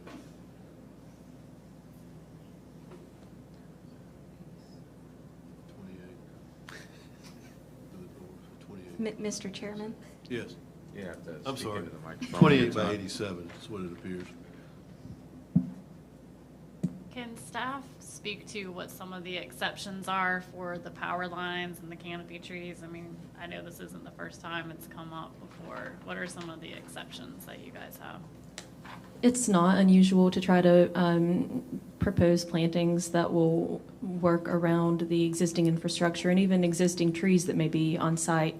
We have an urban forester on staff who can help recommend trees that are on our approved planting list and also will work for the site that they're proposed to go in. Thank you.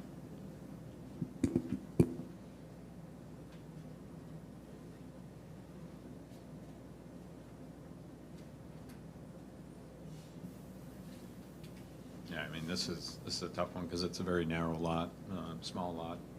Just trying to get something on that lot, and I think the key is to try and get some buffer there for the existing multifamily that's there, which I think they're attempting to do. It's going to be a, probably an improvement for those people to have something there. It's a fairly minimal structure that they're proposing to build there.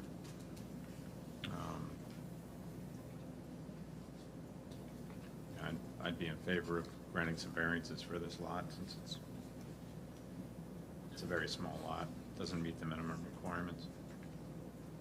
Would you like to propose a motion?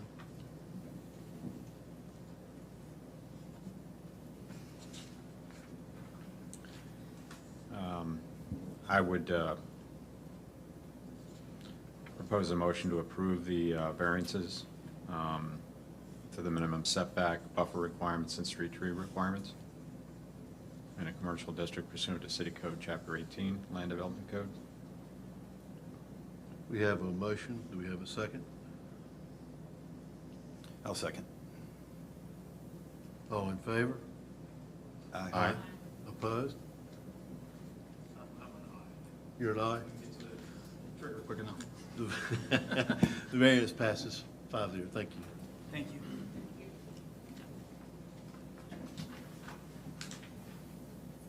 Here's your, You want your plan?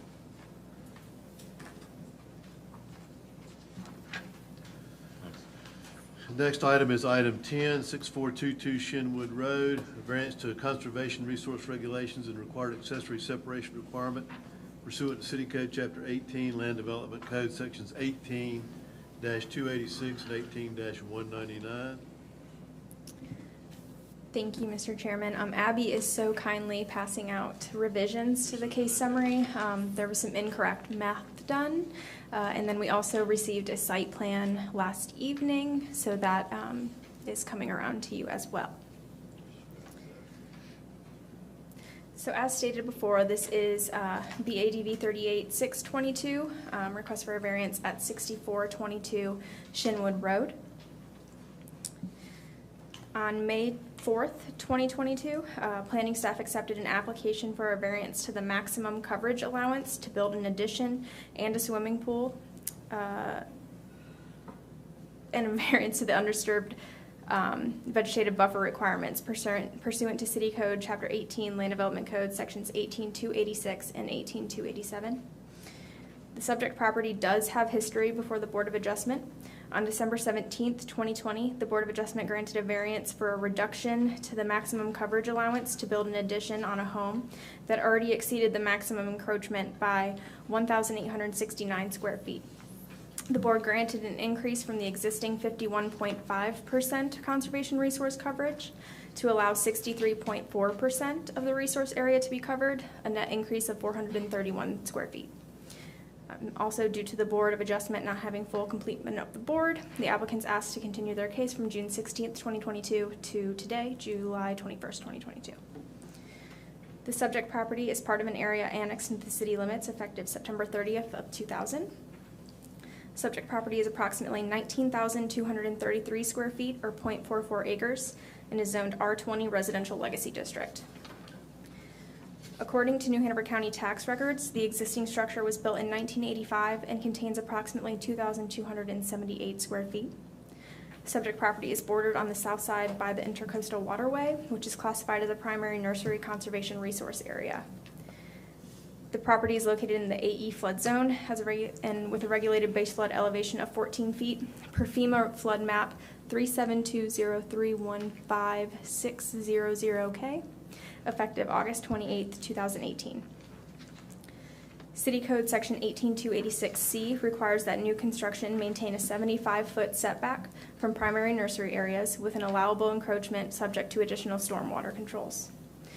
Encroachments are allowed pursuant to City Code Section 18286C2 up to 25% of the area of the lot between the edge of the conservation resource and the setback, exclusive of required R20 building setbacks.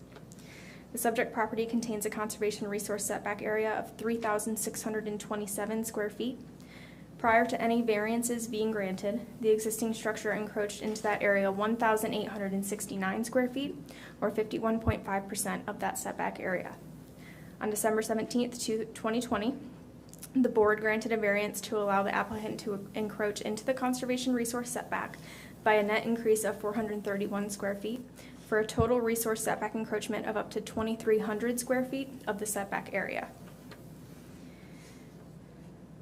On June 24th, 2021, the applicant applied for a building permit for an addition that included a 284 square foot encroachment into the conservation resource area.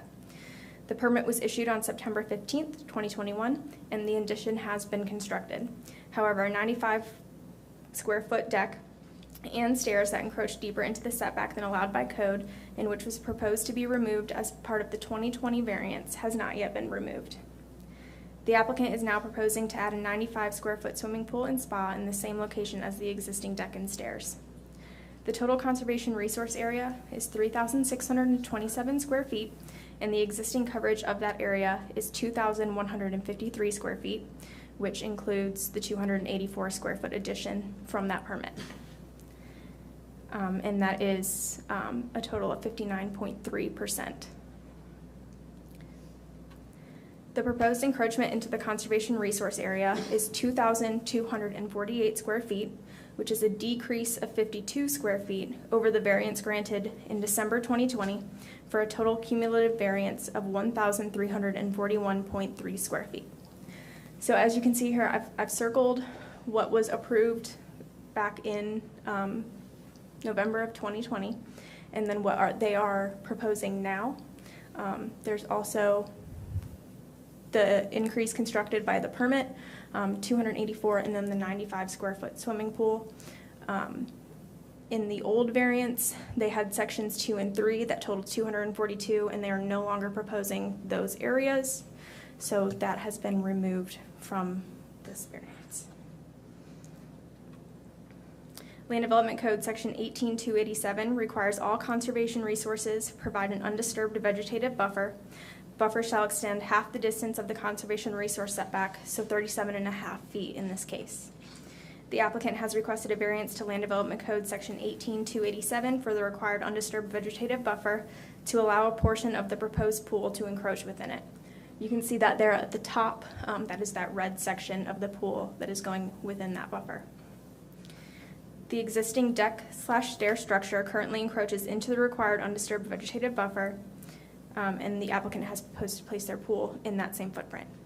The applicant states that the proposed changes will continue an existing structure in the non-encroachment area in violation of the setback requirements, but reduces the previously approved lot coverage from the initial variance. The proposed pool will need to meet any additional stormwater control measures required by city engineering.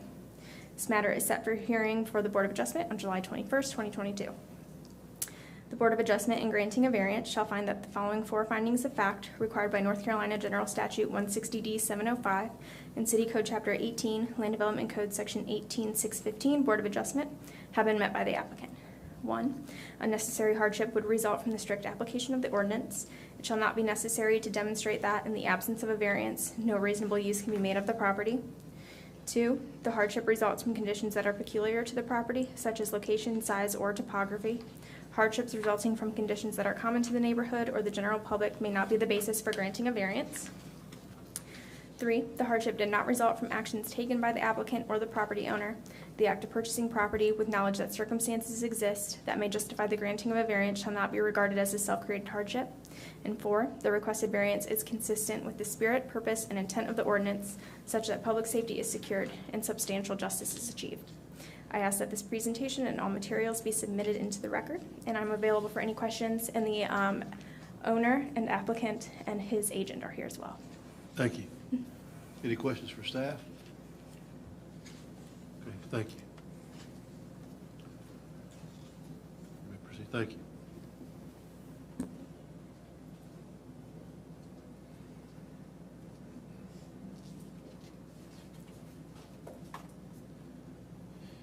Good afternoon, Mr. Chairman, members of the board. My name is Colin Tarrant. I'm an attorney here with Block Crouch, Keeter, Beam, and Syed. I'm here on behalf of the applicant, Bernard Austin, and Mr. Austin and his wife, Alexandria Austin, are the owners of this property.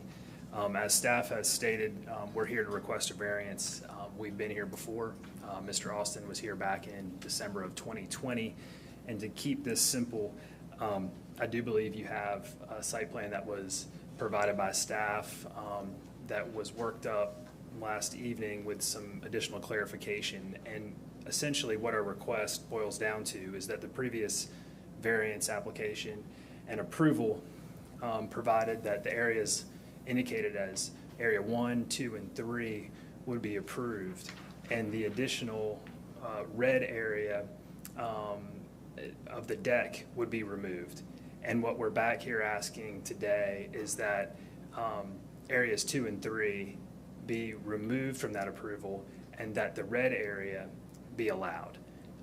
So essentially we're subtracting the 2 areas in green and we're adding back the red area.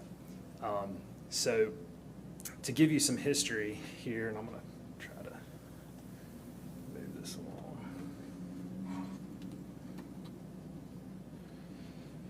So this is 6422. This is an overhead shot of the subject property. As you'll see, the deck extends at the rear of the property towards the bulkhead. And if I could point, area 2 and area 3 were originally included in the 2020 variance. And area 1 extends off the side here. The 95-foot area in red that's shown on the site plan before you is this back section of the existing deck. As part of that 2020 approval, those areas 1, 2, and 3 were approved, and then that red area was to be removed in order for the rear construction to be in conformity with the setback. This is a picture of that rear decking area, a view from the bulkhead side. This is a side view of that deck and the steps.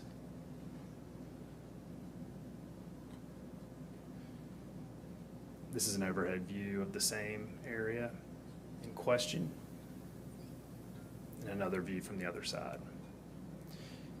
This is the map or the site plan that you have before you, and we've gone ahead and just included some of the numbers up in the upper right hand corner, and I'm sorry that it's somewhat blurry on the PowerPoint presentation, but you do have the copy before you to the extent that we can zoom in to read. What this just points out is what staff's already mentioned in their report, what we've gone over in the beginning of this report, which is the total square footage of each one of those areas. So what you'll see in area 1, which has already been built, was previously approved in the 2020 variance.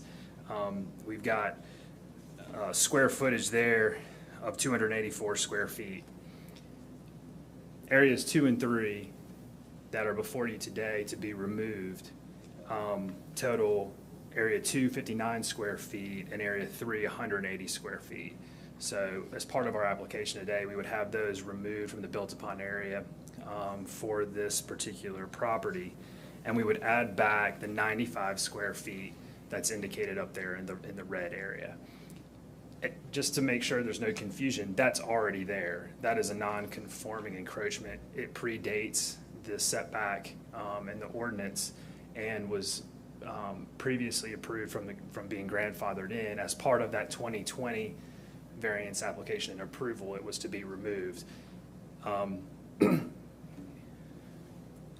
We have indicated additionally, just in that black box, a workup of the net increase and the previous net increase in comparison between the 2020 variance and then the current variance before you. You'll see that we've reduced the total square footage of built upon area for the subject property from 431, which was the previous total amount, to the 379 today. That's a percentage decrease from 63.4% to 61.9%.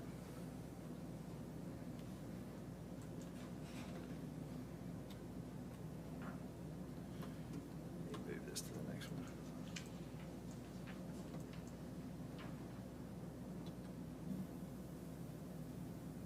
Do I just page down here? All right, again, this one is not a great copy, but I do have paper copies out. This site plan shows the distance.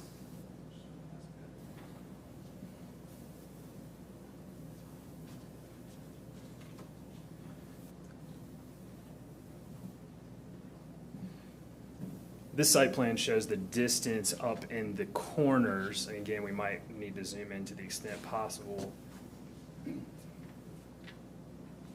areas here, this is probably not going to show up on here, but what this is essentially showing is that the actual encroachment of that decking area at its widest, so because it's not a straight line, the setback is not a straight line across the property. At its widest, the encroachment would be approximately 4.8 feet. And then it narrows on the right side. You'll see where the line narrows up, and it narrows to about 2.7 feet. And you might need a microscope to see that on your on the site plan that's provided to you. But widest, we're talking almost 4.8 feet, and then it narrows down to 2.7 feet of encroachment across that setback line.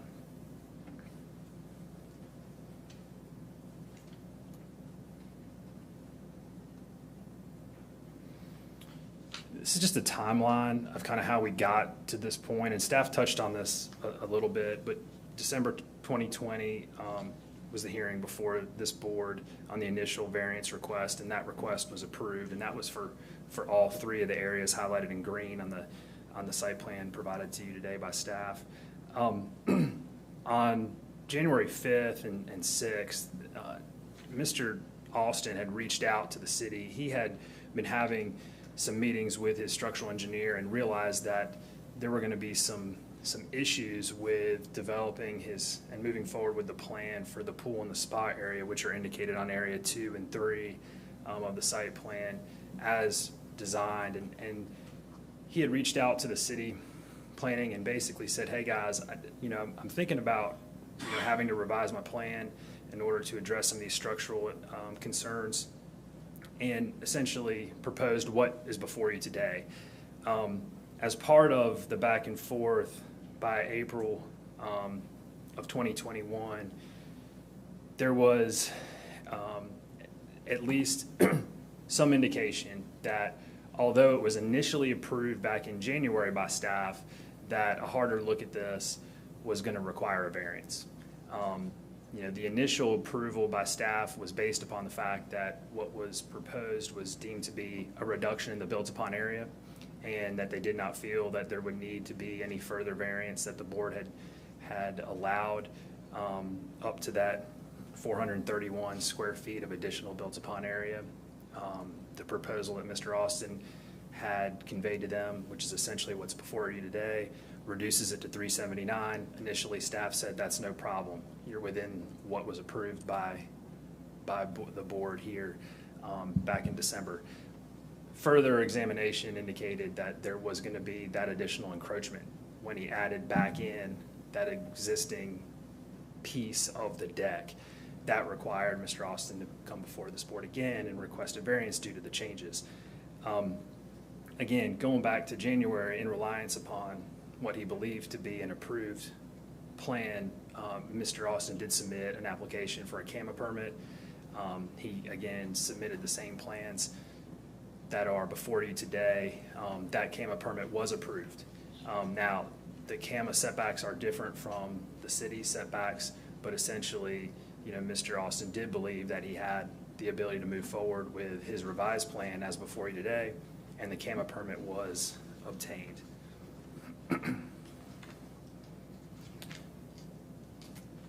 I do have just a copy of that email exchange between Mr. Austin and members of planning that just indicate the exchange that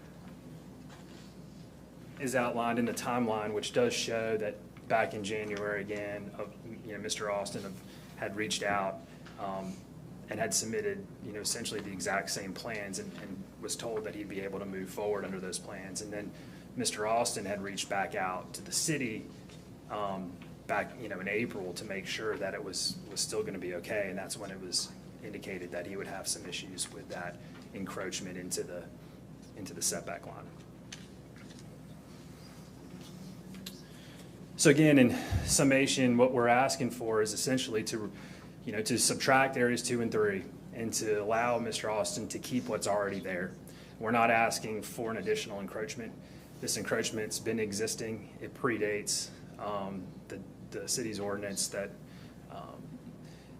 imparted the setback onto the property. So we're asking to subtract that previously approved areas 2 and 3 of built upon area and just to keep what he has, which is that additional 95 square feet. In order to do that, we do need a variance from the built upon area as well as the setback encroachment. Again, staff's already gone over this. These are the necessary findings that are needed in order for the board to grant this variance. We feel that Mr. Austin does meet these 4 findings.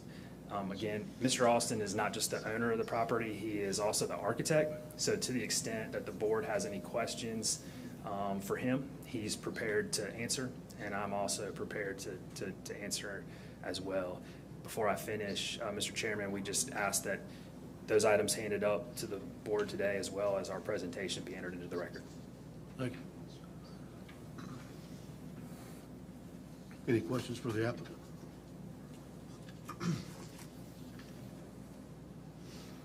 Thank you. Thank you. Is there anyone here who wishes to speak in favor of or opposed to the requested variance? Mr. Chairman, if I Yes. may. Yes. I do have 3 letters in support of the variance request from Mr. Austin's neighbors. If I may hand those up. Okay, you can hand them out. Thank you. I also like to ask them to enter the record as well. And just as a reminder, since this is an evidentiary hearing, you can accept emails and that sort of thing. You just give them the weight that you feel Right, we can is review necessary. them. That's Yes, correct. sir.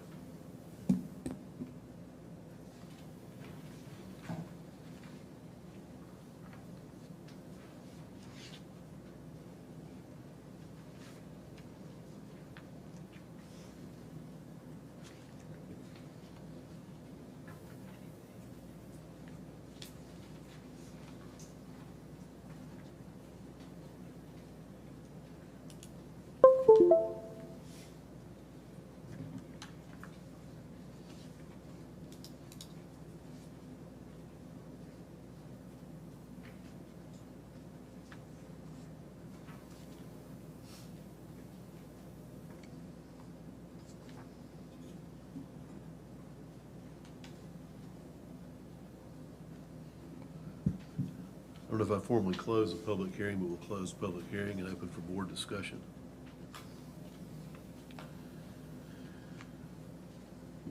This is a reduction of the encroachment that we previously approved. I mean, it goes out further where the stairs are, but I really think it's, the applicant's done his best efforts to move forward, and it is a reduction in the square footage of encroachment. So I'm in favor of the requested variance. Yeah, I think too, the proposed encroachment is where an existing stair is now, so it's already encroached upon that area. I agree as well. Okay. Further discussion?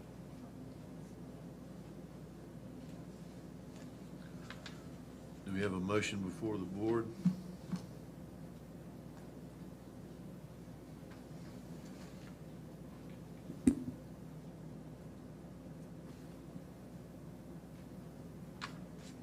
I'd make a motion to approve the variance to the conservation resource regulations. We have a motion to approve the variance as requested based on the 4 findings of fact. Do we have a second? I'll second. All in favor? Aye. Aye. Opposed? Variance request passes 4-1. Thank you. Thank you very much.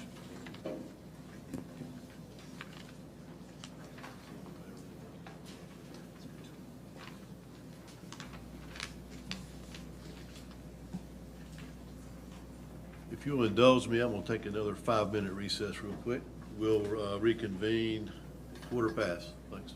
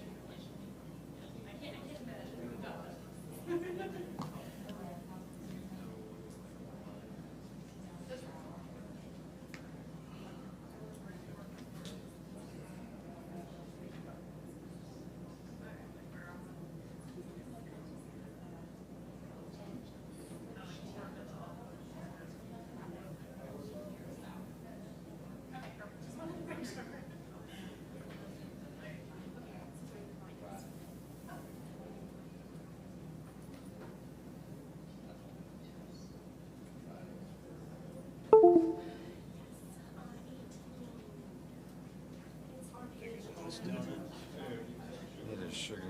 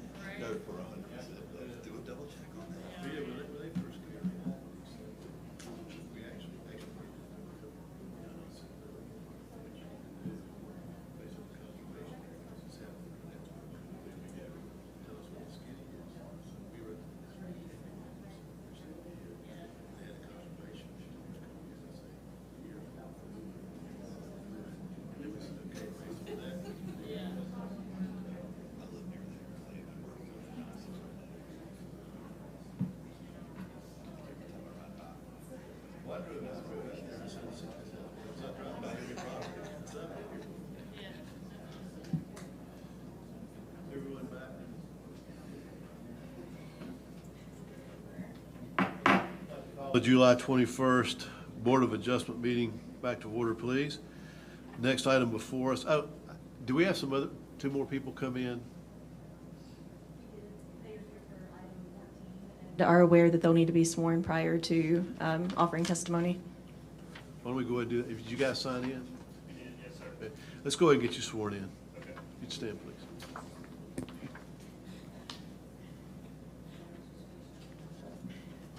Come on now.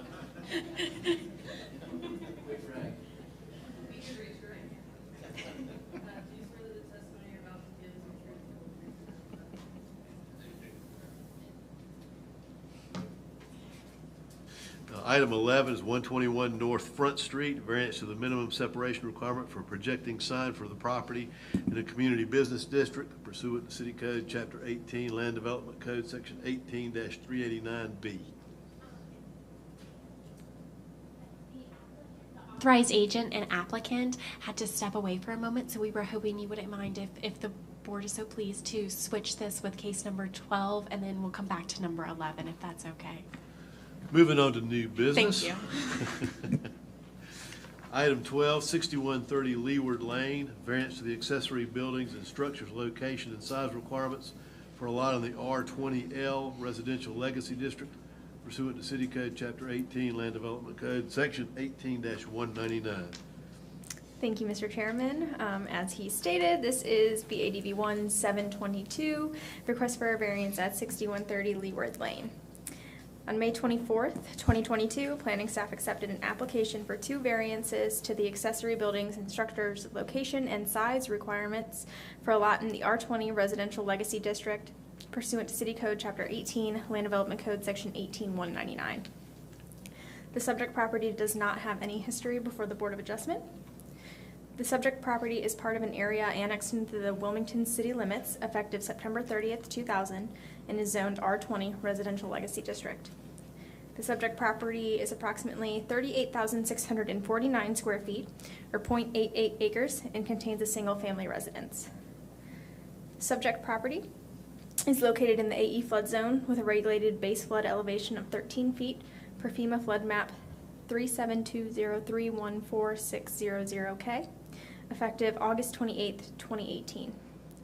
The rear of the property is located within the limb wall line, and any construction within the coastal A would be required to be built to coastal high hazard or B-zone standards.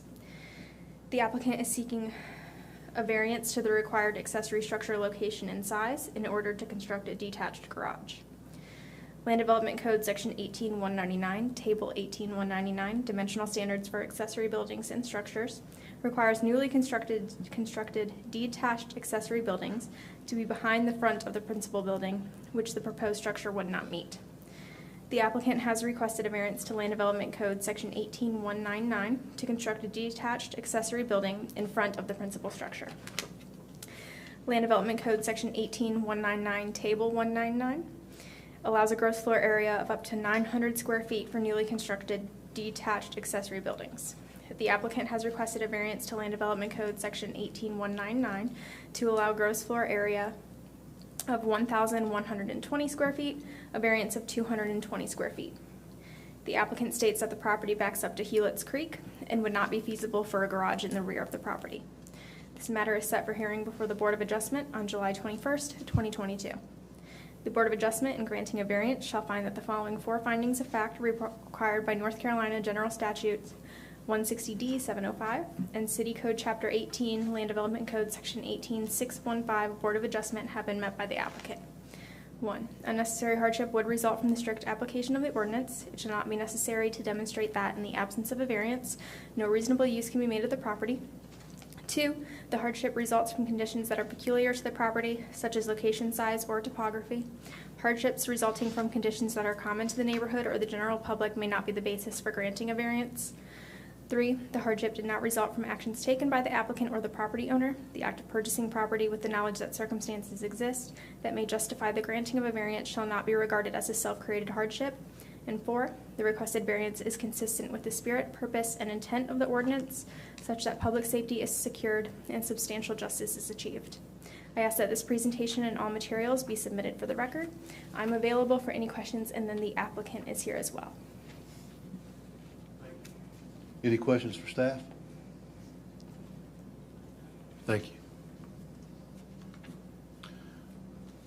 You're good? I'm good, I just want to build a garage. I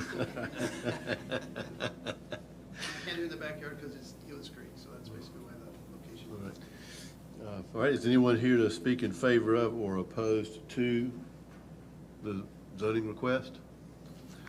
Seeing no one, I will close the public hearing and open for board discussion.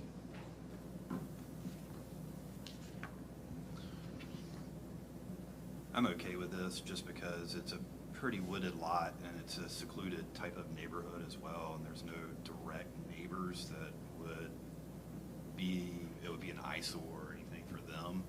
And I'm sure the plans for the garage are going to go in line with the home, I'm assuming. So I'm okay with it. Well, I visited the property and it is secluded, and really I think the only person that may be have a visibility of the proposal is the neighbor going up the street on the way out. So. And of course you can't put it in the backyard because of the wetlands.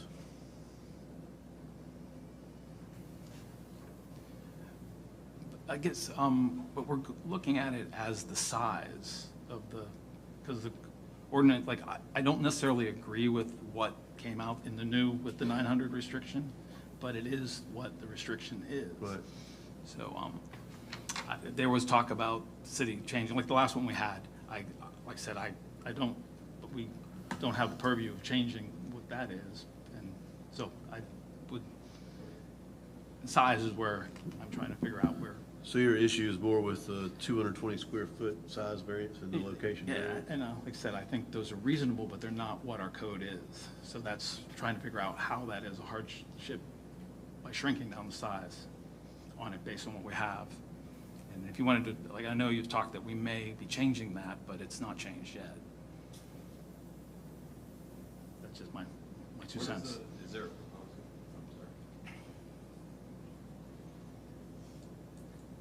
proposal for? Staff has just completed some benchmarking on what other communities do for accessory dwelling units and accessory buildings.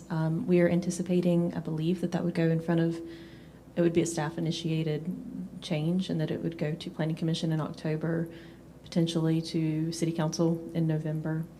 And I did make the other applicant aware of those proposed changes that had a very similar request. Do we know do we have an idea what the proposed changes that you're going to be looking at? Well, City Council has expressed, some members of City Council have expressed a desire to allow larger accessory buildings than 900 square feet.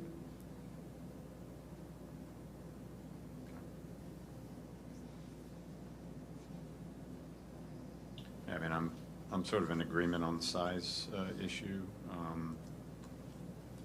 I think it ought to, that part, if they want to go for an increase, should wait until the city council decides on that change, if they're going to allow a larger size.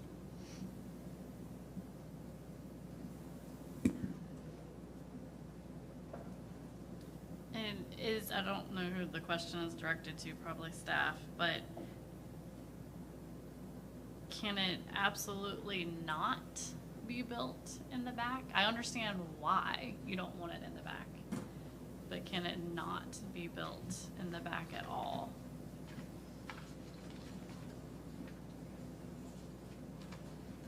There appears to be space in the back to build it, not knowing offhand where the conservation resource setback line is. I don't know, what the exact placement would look like. But as Chairman Moore pointed out, there is a conservation resource back there, and it would have a 75-foot offset from the edge of that resource into which they could encroach under certain conditions. But there may be the potential to place it between the waterway and the Didn't we have an house. exhibit that showed the conservation line? Or am I Yeah, it was just kind of hard to read. He said 5 feet. It's primary issue. To me, when you get into these type of lots that are on the water really becomes the front. Right. Well, I agree. I mean, the water does sort of become the front, so. Well, I mean, you know, we've got 2 variance requests before us. One is for the location to the front of the property, and the other is the 220 square foot variance to the size of the structure. We don't necessarily have to grant both, or we can grant both.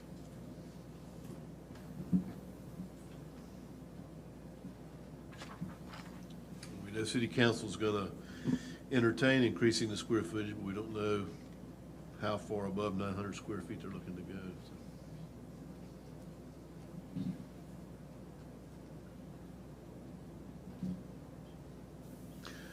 Do you think the size of the proposed garage could be scaled down by 220 square feet? So your first case, the RV, we have an RV and a boat, almost exactly like that we want to put in, and that's kind of how we decided on the size. Okay. We prefer not, and we both favor when it's small. Yeah, I think that there was the extenuating circumstance in that case where that was, they were given information by the city at that time before the ordinance changed. So that was a little bit different case. No, I was referring to the use of the RV and the boat. In my case, the same thing. Right, I get that, but as far as the size. And we do have an exhibit. I did see it with the coastal A zone line drawn, which comes right up to the rear of the properties in your exhibits. So there's the subject property, and the line comes very close to the home, so the garage could not be put behind it, or on the water side of the home. Yeah, like going with the movement of like bringing it to the front is something that, because of the way the property is, it's just the restriction we have because of what was imposed by size. Again, like changing the size of it, like the placement. I see the placement based on. Yeah, I'm fine with the placement. It's just that once again, it's sort of it doesn't matter what I think personally on that is what we have to have in front of us is the problem, or hopefully it might change, not be a problem. Right. This is my new sign situation. Yeah, so. that's fine. That's fine. So it's the same thing.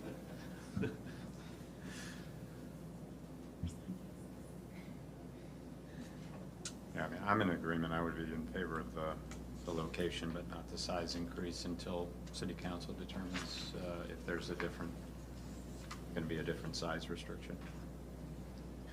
We can propose that as a motion and vote it up or down, approve or disapprove. So I know the city can't give advice on this, but if it is something we're going with size changing and we go ahead and agree with the placement variance, but we stay with the code, he could come, how far long would he be prohibited to come back if he wanted to try to get a size variance again? Say the city doesn't change anything. If we roll on this, what is I can't remember how long it is you can reapply.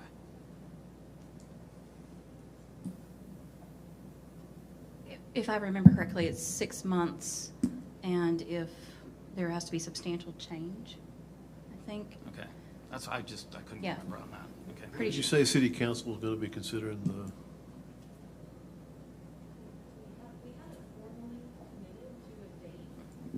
To review those amendments, Right. but we're looking at October, I believe, and that would go in front of City Council potentially in November. So it'd be 4 months out, right? We have no reason to expect it to be any sooner than that. Right, I understand. So that would be 4 months out, which would actually be a quicker timeline.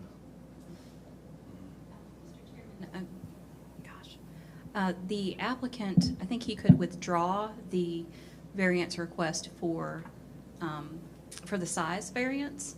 That way you wouldn't rule up or down on it, and then there shouldn't be a restriction in him bringing it back in less than Okay. 6 months. Okay.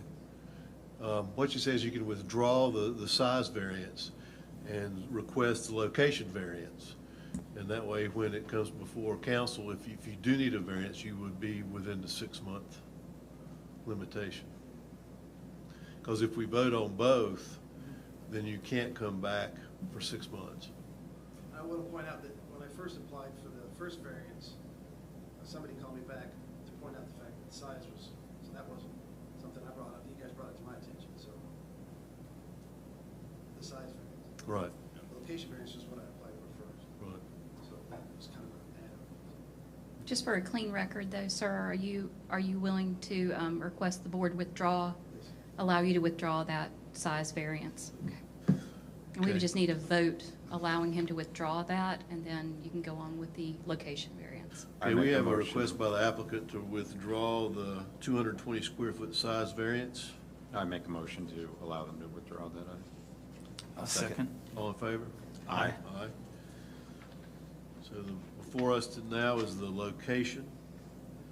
And I would like to make a motion to allow the garage and the variance to the garage in the front of the property, not the water side of the property, due to the back side of the property being in a coastal flood hazard area. I would second that. All in favor? Aye. Aye. Opposed? Opposed.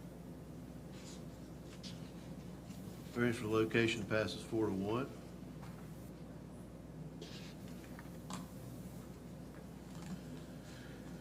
Thank you. Listen up for city council. See when the size comes across.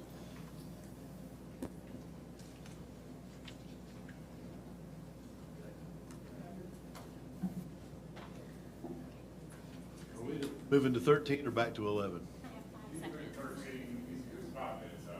Okay.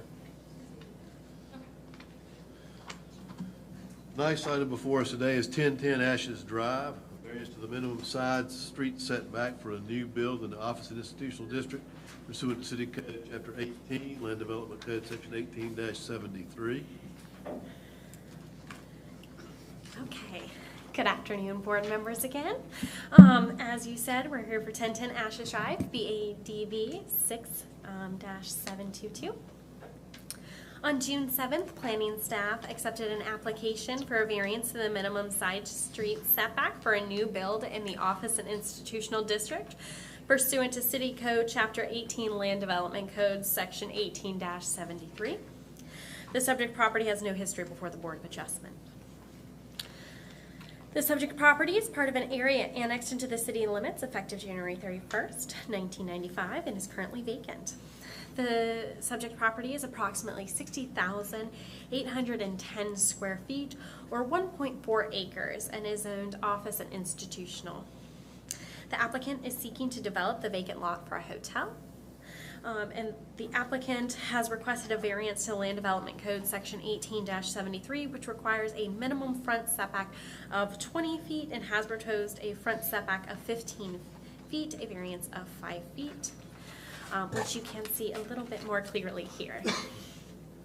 The applicant states that with the unique shape of the parcel and the shared driveway access from Ashes Drive, the hotel design has been modified to build the hotel closer to Ashes Drive to enhance the streetscape and provide additional on-site parking, resulting in the need for the variance request.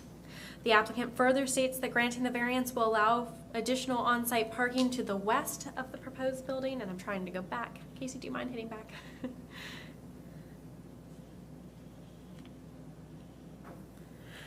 As you can see here, which is more practical and aesthetically pleasing for the design purposes. This matter is set before the Board of Adjustment on July 21st, 2022.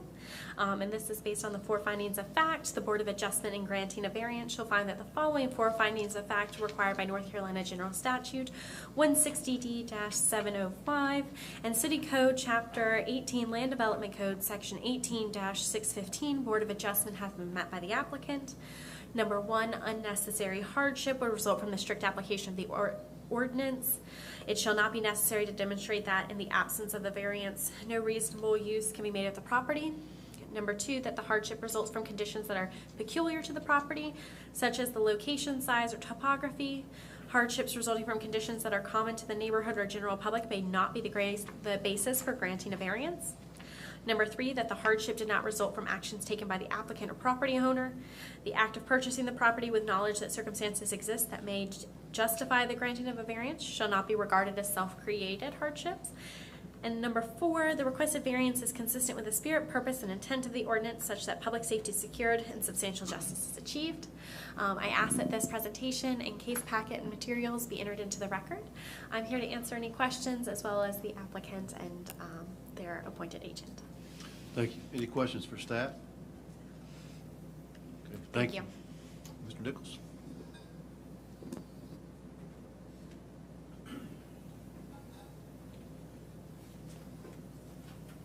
Thank you again, Mr. Chairman, members of the board. I'm Matt Nichols. I represent the applicant on this item. And the pictures really help explain the request for the variance, but also there's a chronology to this property too that I think is important. And if I can.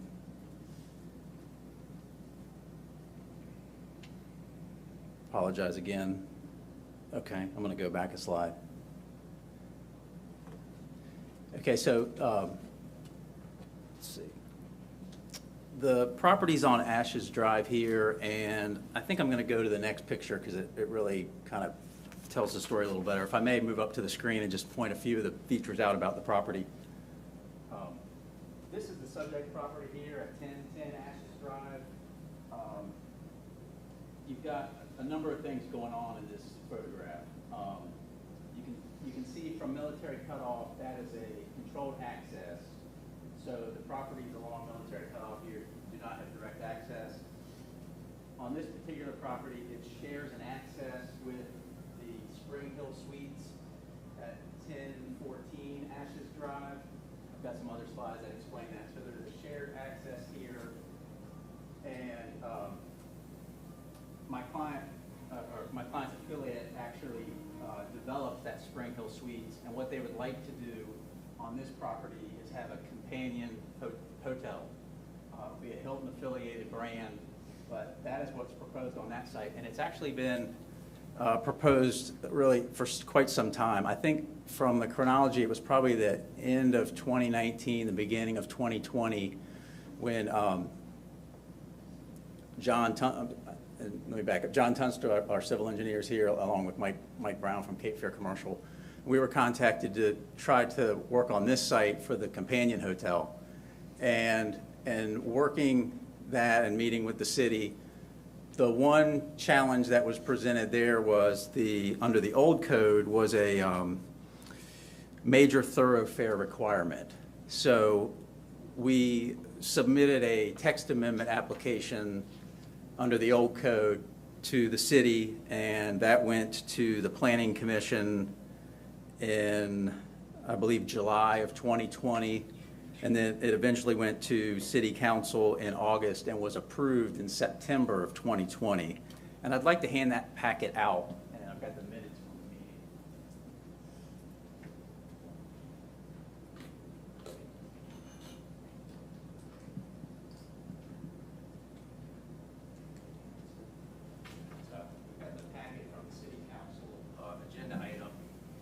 In the meeting minutes. I won't go into those in detail, but there was extraordinary efforts to try to make the site work because it didn't meet certain criteria in the O&I district under the zoning code in effect at that time. And what the City Council ultimately approved was to remove the minimum 200-foot major thoroughfare frontage requirement for hotels and motels in the O&I district, which then allowed this site to be sort of eligible for the hotel and motel. As we all know, in 2020, COVID hit and had really a significant impact, is an understatement, on everybody, but particularly on hotels and travel and things of that nature. So that delayed the project, understandably. So when the project came back to John and I, was probably in the later part of the fall of 2021, And then that's when we looked at trying to get the project going again, and we realized the new land development code comes into effect on December 1 of 2021. So we have to meet those requirements. And I'll go through some of the challenges with the new requirements, but that's the background here. And I'll sort of fast forward to the end. We can meet all of the requirements with this board granting a variance of 5 feet on the front setback. And allowing that will basically make the site work and function. And I'm going to defer to John here in a minute to go through some of the details on that. But John went back to the drawing board, and because of the parking that's needed and the shape of the lot is unusual, you can see there that it's not a straight line on Ashes, but with the 5-foot variance that we're requesting, that can make the site work under the site plan proposed. And that's what we're asking for the board's consideration here. And I'll go through some of the slides to explain why that's the case. Before I move off this slide, I'll mention too that we would be proposing to move the building closer to Ashes to make the site work and put the parking behind the building, which we think is the preferred design, and will show that even in the city design, good urban planning principles, you would really want that building on the front of Ashes, and there's a preference to have the parking in the rear. You can see on the, I think that's the Town Bank building here toward the bottom of the screen. That's what's done here. There's been quite a bit of multifamily new development on Ashes Drive. I've got some photos of that, and you can see that's all sort of fronting the street, and the parking's either to the side or the back of the building. So as I mentioned, there's some unique features of the lot is there is a shared access with the existing hotel because there is no access on Military Cutoff. And what we're requesting is a 5-foot variance along a portion of Ashes Drive. One thing you'll note is because of the way the lot sort of has an unusual shape, we don't need the variance for the top northern part of the building because we even under the new design, we would meet the 20-foot setback, and it probably exceeds it as you get closer to the north of the building. The other feature about the building, it's shown in more detail, but the building facade is not uniform. It has architectural detail. So as you'll see on some of the other spots, the requested variance to allow the building 15 feet is not for the entire facade of the building. There's little cutouts in the building. So from what I can tell, it probably meets the 20 feet in parts of the building, or it's very close to it.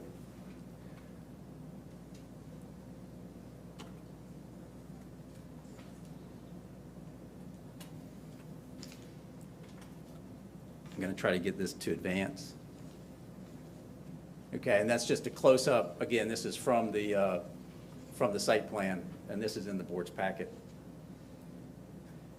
We would still continue to meet the 15-yard streetscape requirement.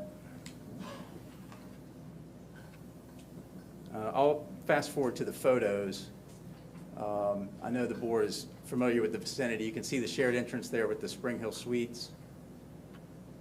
And I included these photographs to show that, again, the design in that area is for frontage on Ashes. That's the newer multifamily construction there on the left side of the screen. And it's just, again, another view of that. It's been a high level of investment in that area as far as infrastructure and the roadway network, and the whole area has undergone quite a bit of development. You can see the Spring Hill Suites off in the distance to the left, but that's looking essentially north on Ashes.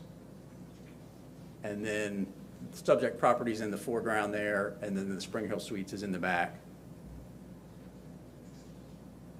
And that sort of shows how Ashes curves in this vicinity. And then there's the Spring Hill Suites. And again, you can see it's not going to be the same design. The Spring Hill Suites is about 120 rooms.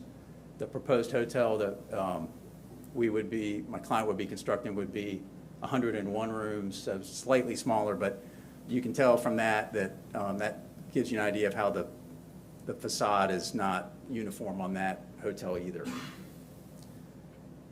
So this is one of the older designs that had this under the old code, and you can see with the proposed hotel, the parking was basically on both sides. The parking was in the rear one row, and then on the Ashes side, there was, a row and a half of parking. And then here's the previous design under the old site plan, 73 parking spaces with parking effectively on 3 sides of the building. And you can see the arrangement of the parking in the back. And what you'll see on the new design, parking in the front and the back. Under the new site plan, with the 5-foot variance, if allowed, we could move the building to the front, and there's just the confines of the lot, but we can make it work, and it would allow us to have the additional parking, additional parking here. When John says a few words, I'll get into comment on a few of the other code changes. One of the more significant code changes that took place on December 1st was the landscaping and island requirements now are significantly more in the new code. We're not asking for a variance from that. We can meet that if we can rearrange the building and have the parking to the design requested. We can still meet all the other requirements, including those landscaping requirements. And then this illustrates too, just a highlight of, I mentioned that the building has, the green is the streetscape, so that would be the 15 feet that we would be requesting. Instead of the 20 in LNI, we meet the streetscape requirement of 15 feet. You can see in portions of the building would be still further back than 15 feet. And then you get up to the top of the building, it would exceed the 20-foot setback without the variance on that portion of the building.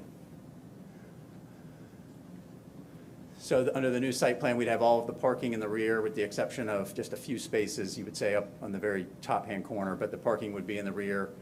It makes a lot more sense with the companion hotel in the way that hotel is designed with their parking in that vicinity. We still maintain the 15-foot streetscape.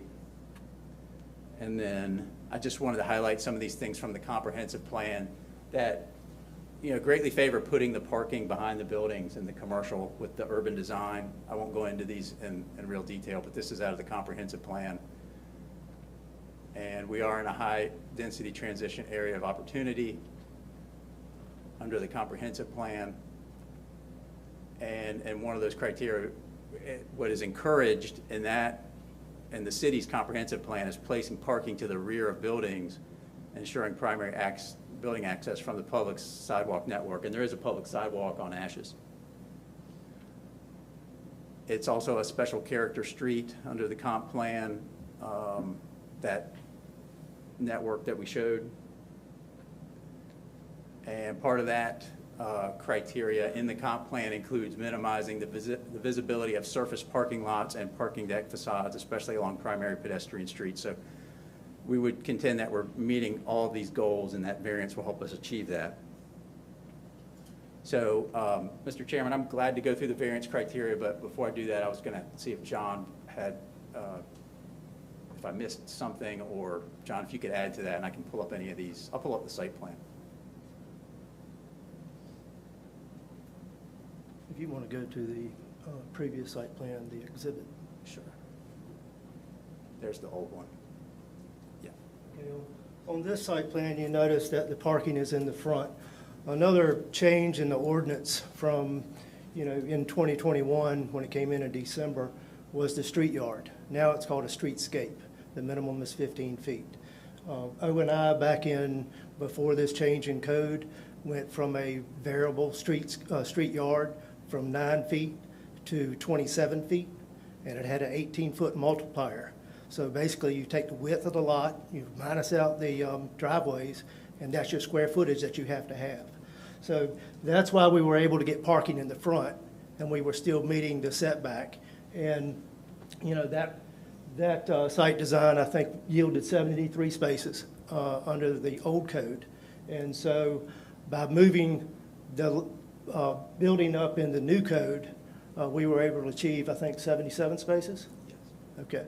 So if we still had the building in back and the parking in front per the new streetscape code, I think it reduced it down to 58 spaces.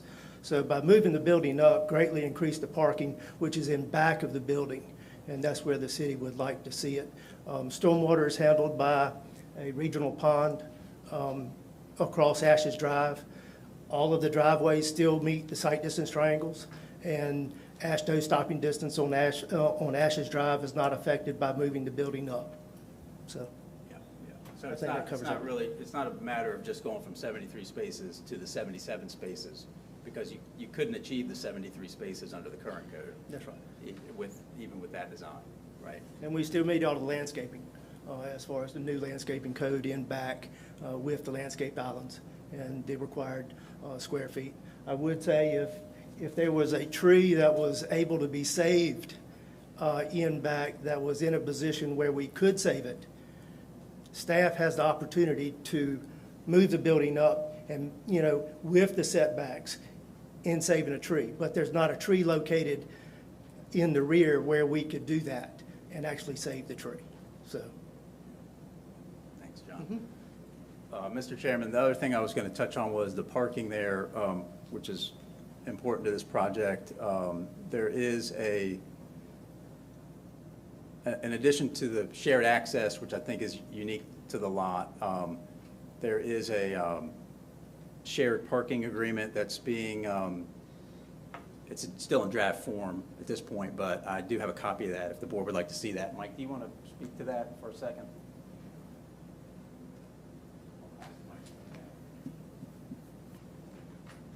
Yeah, so the site's part. Site's part of the Westfall/Renaissance Park. It's master planned, and so there's shared parking agreements between most of the sites. This site shares parking with the Town Bank site, which is to the south, and that is an agreement that will be in place at the time of building permit. Do you need me to pull up one of the pictures, Mike? Or? No. Okay.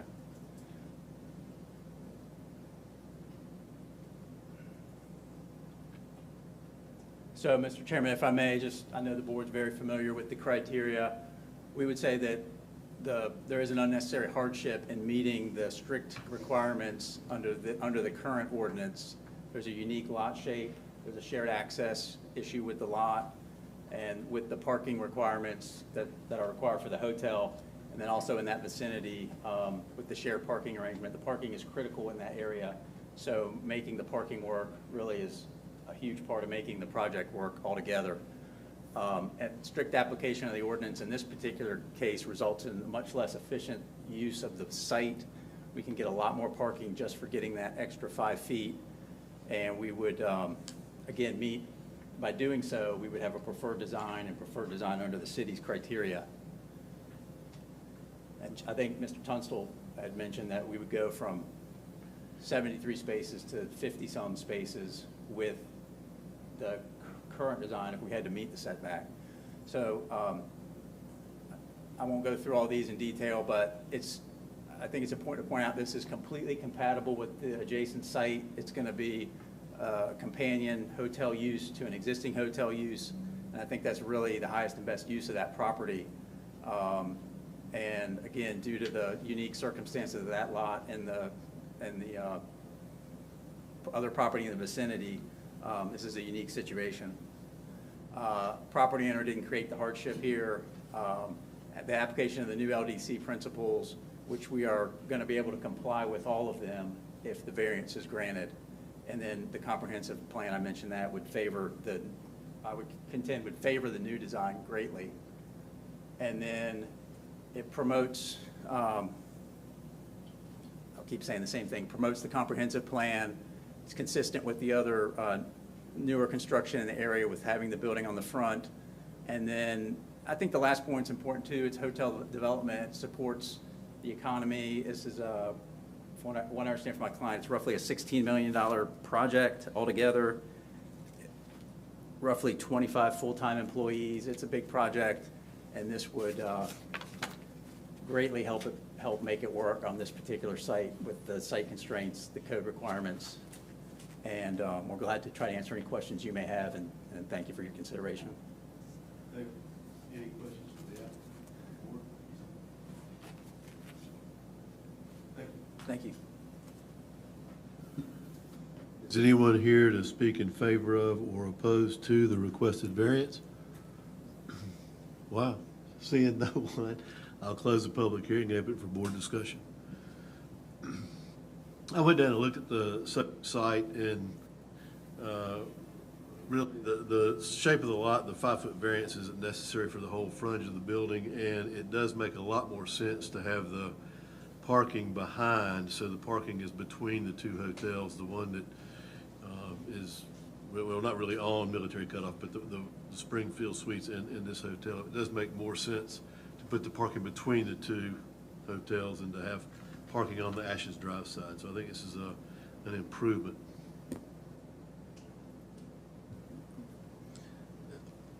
I agree with that, and based on that, I would propose a motion for approval, if you'd so like. I know, I'm saying a yes or something. I know, big deal. We have a motion before the board to approve the variance as requested on 1010 Ashes Drive based on the 4 findings of fact. Do we have a second? All in favor? Aye. Aye. Opposed? Variance request passes. Thank you. I'm looking at that.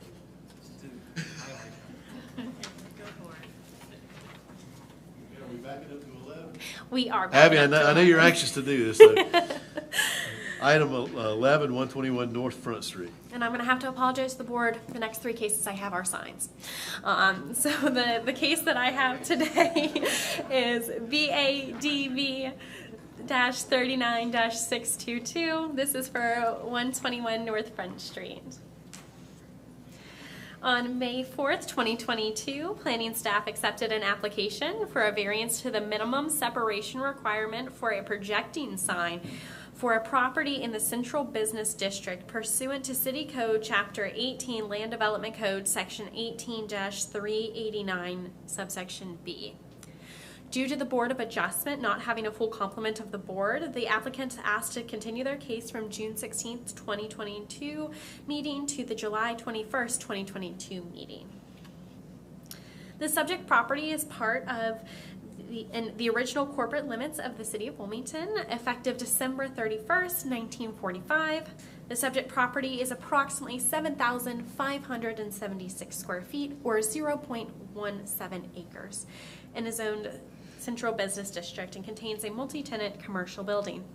Pursuant to the Land Development Code Section 18-389B, ground floor projecting signs are permitted provided that no wall signs are located on the same facade within 20 feet of a projecting sign, which the proposed location of the sign would be within. So you can see here, I know it may be a little difficult to see here, but that is the proposed sign from the other wall sign there.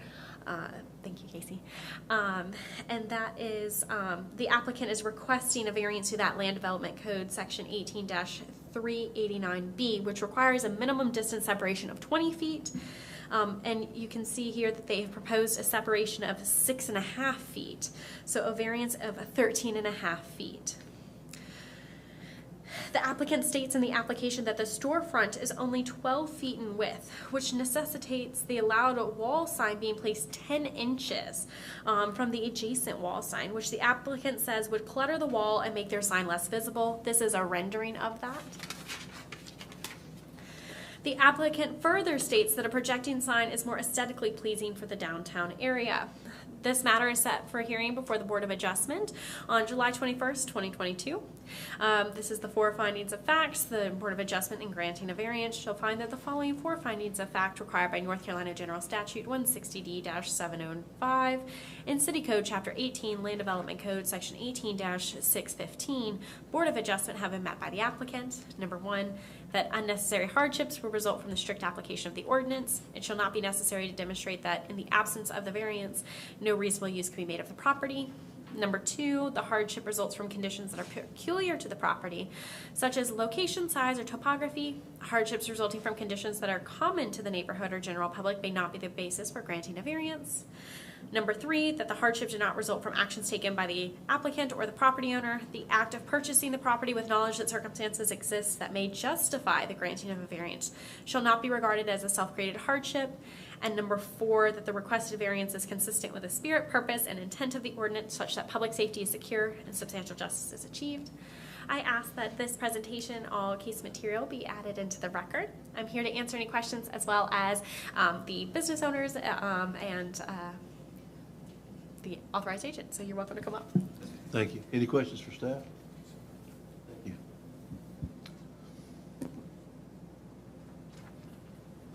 Mr. Chairperson, members of the board, thank you. I don't really intend, I know it's been a long day for you guys, thank you for your accommodation. I don't really intend to add much more than what was in the presentation that was done by Ms. Abby. Thank you, Ms. Abby. Certainly would open it up for any questions that y'all may have.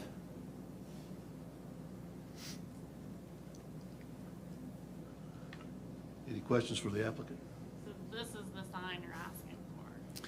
Yes, ma'am. That would be, and the sign creator, it's a custom sign. She's present as well at the table. Can certainly ask questions about that, but yes, ma'am, it is. It is going to be an illuminated sign that would project, and so that would be the projection here that would say Casa de Tequila and then social on both sides of that sign.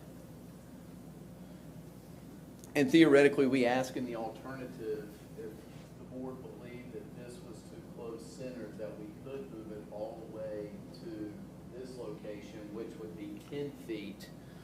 But that's the maximum I think we could put that sign. Thank you. Yes, ma'am. Thank you. Any more questions for the applicant? No? I guess I just had a question. So there's another adjacent shop to the left of this? There is. It's actually a Christmas shop. There's no sign that is there now. I don't know if they would want to put one there. I think the Christmas shop has been there for quite some time, and certainly we don't want to burden that property either. Yeah, I was wondering if you shifted that over to the left, does that then now create a problem for the adjacent property owner for their signage? Or do they have a separate requirement? Sure. So if they were to also do a projecting sign, then the projecting sign would also have to be 20 feet from another wall sign. If they went ahead and put up a wall sign, just a normal wall sign, then it does not have that separation requirement. Only the projecting sign does. So it wouldn't have to meet the requirements from their sign, only from the sign that they would have on their facade? If it is existing, Catherine, would a wall sign from another tenant create any issue?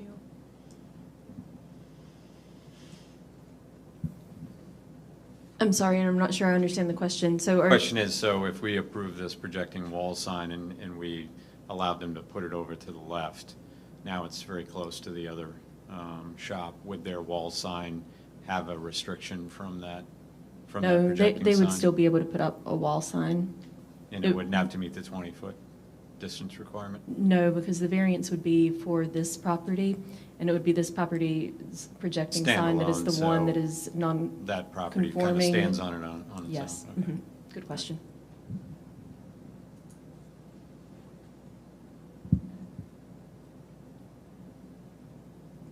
Any more questions for the applicant?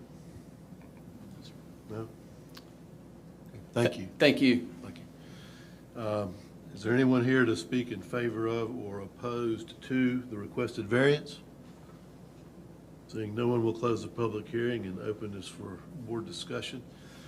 This is a unique property. I went downtown, and it's a very narrow frontage, and putting the allowed wall sign up you know, and then if the Christmas sign puts the wall sign up, I think it does get a little cluttered. So this, in my opinion, I think this projected wall sign, given the narrowness of this property, actually looks better than wall sign, wall sign, wall sign. Yeah, I agree.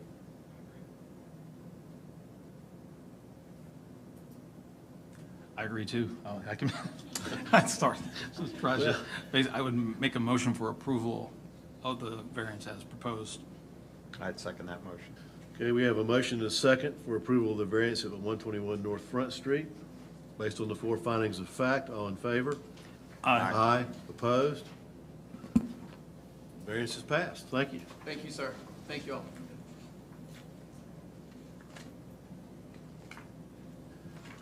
The next item before the board is item 14, which is 187 Raleigh Street. A variance to the tree preservation regarding 2 specimen trees in the general industry district pursuant to City Code Chapter 18, Land Development Code 18-316. We do have a break from signs for the next two cases, so. I think we should move on to overall. All right, so as stated, this is BADV 5722, request for a variance at 187 Raleigh Street. On June 7th, 2022, planning staff accepted an application for a variance to tree preservation requirements for 2 specimen trees in the general industry district pursuant to City Code Chapter 18, Land Development Code Section 18-316. The subject property does not have any history before the Board of Adjustment. The subject property is part of an area annexed into the city limits effective July 2nd, 1977. Subject property is approximately 3,349,842 square feet, or 76.9 acres, and is zoned general industry district. The proposed use of the property as a warehouse and distribution center is permitted by right in the I&D district. The site contains a 28-inch live oak tree that falls within the footprint of the proposed industrial building, and a 24-inch longleaf pine that falls near the proposed building foundation and is an area subject to earthen fill required by development for the property. Land Development Code Section 18-316B, protected trees, states that protected trees existing on a site prior to development or redevelopment that meet the size threshold prescribed in Table 18-316.1 shall be retained. Land Development Code Section 18-316B2 states the removal of specimen trees shall only be authorized by a variance from the Board of Adjustment. The applicant has requested a variance to Land Development Code Section 18-316B in order to remove 2 specimen trees from the property. The applicant states that the location of a residential zoning district adjacent to the property's northern property line invokes a 200-foot setback for truck operations, which limits opportunities to design the site in a way to preserve the specimen trees. The applicant further states that removal of the trees will be mitigated according to the requirements of the code. Per Section 18-316F of the Land Development Code, removed protective trees shall be mitigated on site using the same or comparable species. Mitigation for significant and specimen trees shall occur at a rate of 200%. For every 1 inch of trees removed, measured in diameter breast height, 2 inches of mitigation trees measured in caliper inches shall be planted. The project is proposed to remove 2 native trees. City Code Section 18-316F, as stated, requires for every 1 inch of trees removed, measured in diameter at breast height, 2 inches of mitigation trees measured in caliper inches shall be planted, which computes to a total of 104 caliper inches in this instance. This matter is set for hearing before the Board of Adjustment on July 21st, 2022. The Board of Adjustment, in granting a variance, shall find the following 4 findings of fact required by North Carolina General Statute 160D-705 and City Code Chapter 18, Land Development Code Section 18-615, Board of Adjustment have been met by the applicant.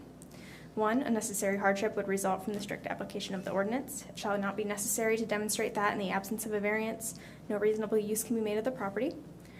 2, the hardship results from conditions that are peculiar to the property, such as location, size, or topography. Hardships resulting from conditions that are common to the neighborhood or the general public may not be the basis for granting a variance. The hardship did not result from actions taken by the applicant or the property owner. The act of purchasing property with knowledge that circumstances exist that may justify the granting of a variance shall not be regarded as a self-created hardship. And 4, the requested variance is consistent with the spirit, purpose, and intent of the ordinance, such that public safety is secured and substantial justice is achieved. I ask that this presentation and all materials be submitted for the record. I'm available for any questions, and the applicant is here as well. Thank you. Any questions for staff? Thank you. You may proceed. Thanks.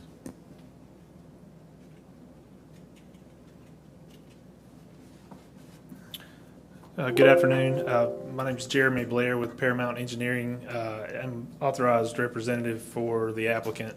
The owner is the state of North Carolina, the North Carolina ports. They've entered into a long-term lease agreement with the applicant, and so they have also, authorized us to speak on their behalf today for this variance request. So I just wanted briefly to, provide some additional information to support the findings of fact. This is an existing conditions map that generally shows the shape of the property, some irregular shapes as it applies to industrial development. There's a large drainage ditch that cuts through the property and carries regional drainage from the residential area to the north and carries it on through. That is something that we are accommodating through the overall design of the project, and just to speak to the topography. Generally, the interior of the main part of the site is irregular but low compared to the surrounding areas. So along with hardened improvements, there is a fairly substantial amount of fill dirt that will come in to be able to make this site suitable for industrial development, and that sort of weighs into what can and can't be done with regard to tree save. Here's a site plan, overall site plan of the site, particularly noting that there's an existing access that comes in from the north off of Vance Street that provides access to J.C. Rowe facility for the New Hanover County School Board, and the site has worked to preserve that access while not impeding the operations of the industrial facility. Another thing to point out, planning staff has, through our TRC process and overall design, indicated that they want to limit traffic through the neighborhood, and so we're doing our best in terms of this site design to maintain that access but not send additional traffic through the northern neighborhood.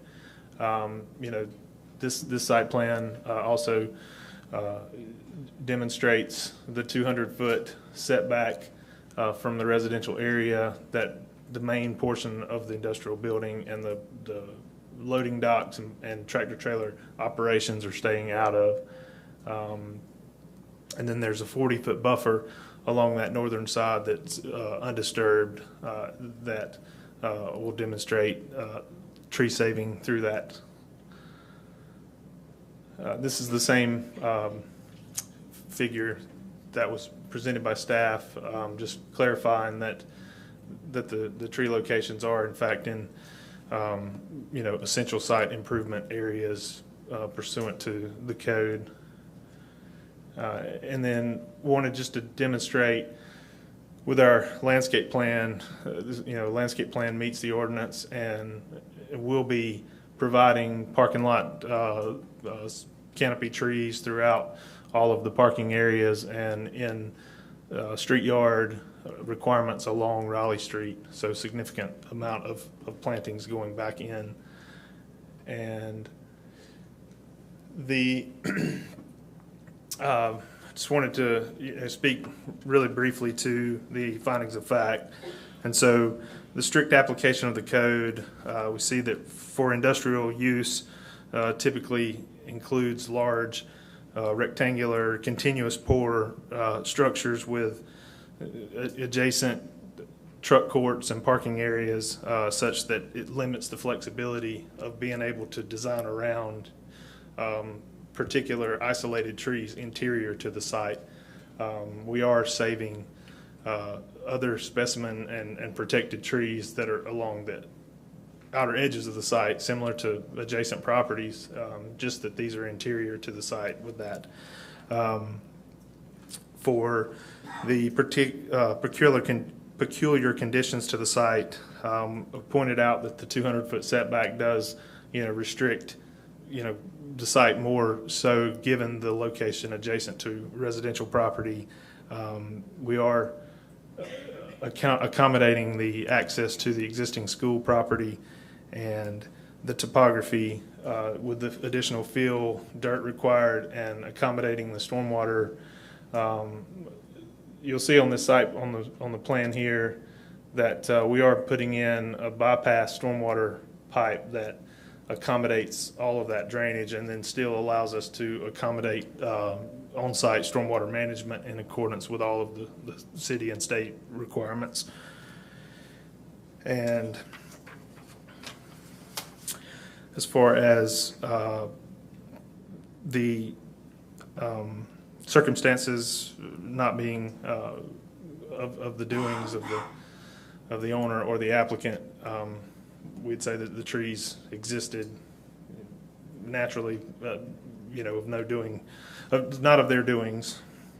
And finally, the spirit and purpose, intent of the ordinance remains to be met in that the ordinance does allow for protected trees to be mitigated, and we are not asking for any variance from that mitigation. One clarification that I might make to the staff presentation is that we're proposing to plant as many trees on site as possible. However, the amount required, there just won't physically be room to put them all, and so there'll be payment in lieu of, and that is in keeping with the ordinance, and the owner's not looking for any relief from that payment. And just to point out too that there are several significant and specimen trees on site that we are saving, so we're not looking to eliminate them all, only the two that are most problematic to the design. And then with the mitigation, we feel like that is in keeping with the spirit of the code and substantial justice. Happy to answer any questions that you might have. Any questions for the applicant? No? Okay, thank you. Is anyone here to speak in favor of or opposed to the requested variance? Okay, we'll close the public hearing and open it for board discussion.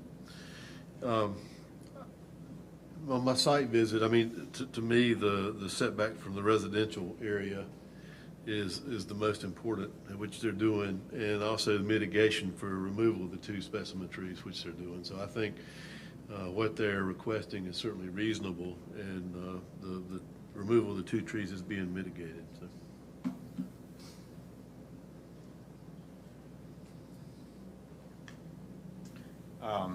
Yeah, I think the longleaf pine, a single longleaf pine could be an issue. But I would like to see them maintain the live oak. If there's any way to work the building around that tree by shifting that portion of the building. That's right on the parking area too.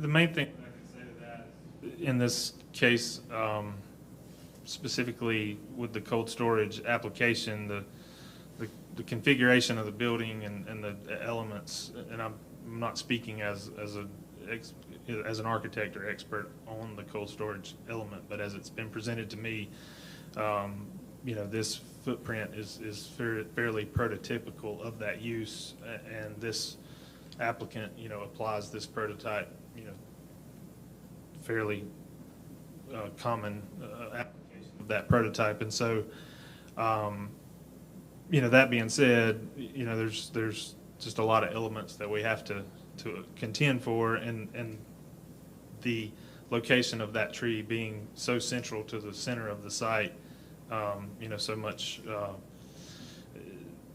limits our ability to design around it, even with retaining walls or tree wells or other, more mitigating efforts. It seems that one is probably the most difficult. Yeah, I know they have a prototype, but, you can vary prototypes, to work with existing site conditions, I feel. I just think it's, we're losing too many trees in Wilmington, especially of this kind of significance. If there's a way to work around it, and I think the longleaf pine where it's sitting, and that's the loading dock area, that's kind of a tougher one to work around, but it would seem that the other one would be a little bit easier to work the building around.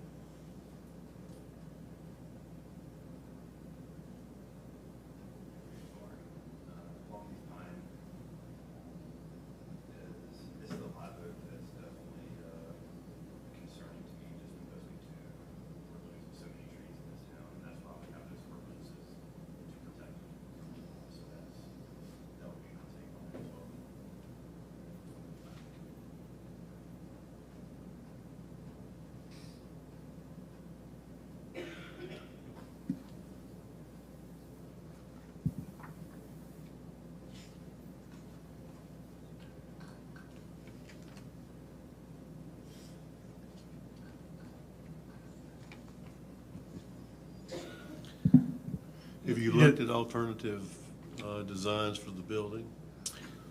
We have looked at quite a few alternatives. In fact, dating back to prior to the current ordinance, there were several iterations of it that were presented to planning staff, and several versions of TRC meetings that we've been through. Sort of again pointing out the 200-foot setback from residential is new to the current code, not something that we're trying to vary from, but pointing out that it is unique to this property being industrial zoning, adjacent to the residential. So, we have got less ability to shift the building to accommodate the tree, and if we reconfigure the building, we still have to meet certain parking requirements. So whether it's building or parking, there's still something impervious in the central part of the site. Exterior to the site, we have a lot more ability to save the trees, and not just this development, but any industrial property.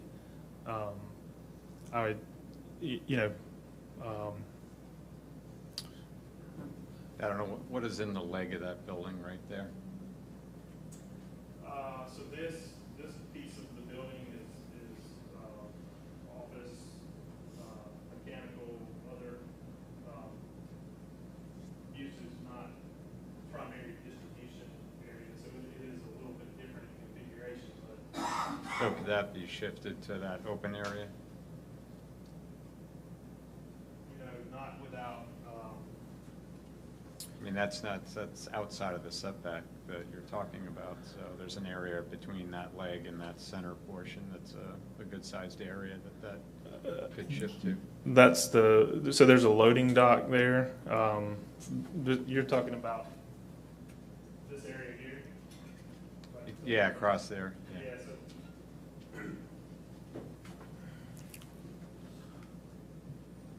Oh, shoot. Yeah, there, if you don't mind.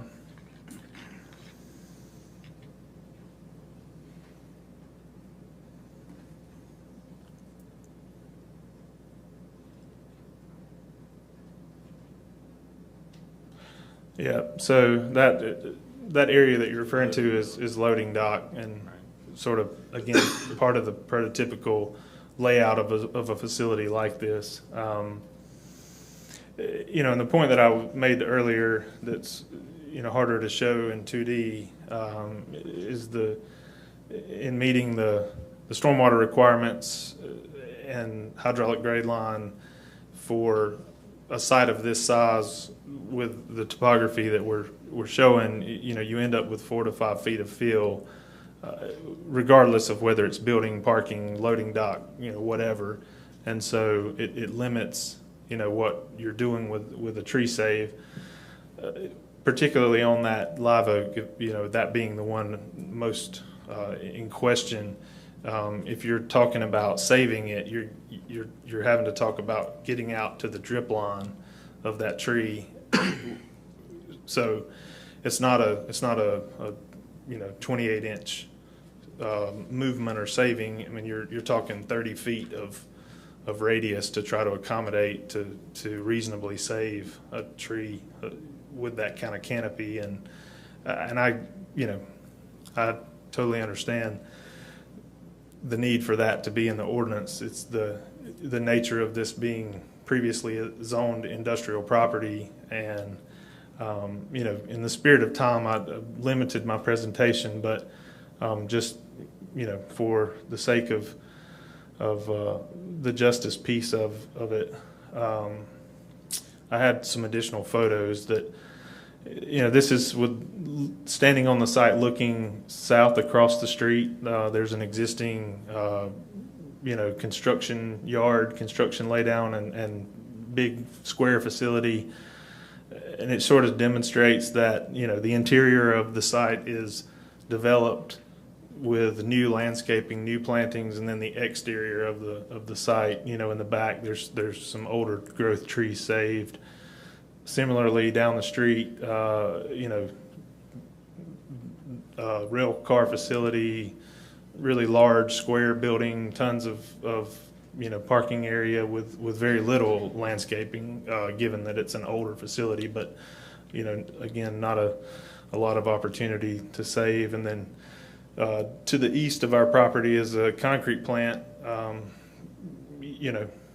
newer facility, but developed under the code in industrial, and so not a lot of tree save going on interior to the site.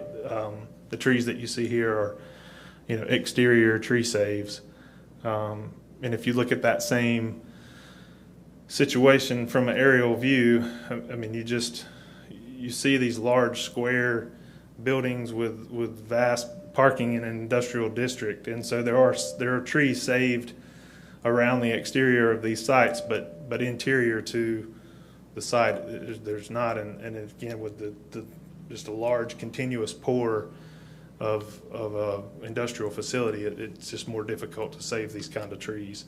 Were it a multifamily product or commercial, something that has more flexibility in the footprint, I think we have a lot more opportunity in other zoning districts to accommodate individual trees in the middle of a developed area.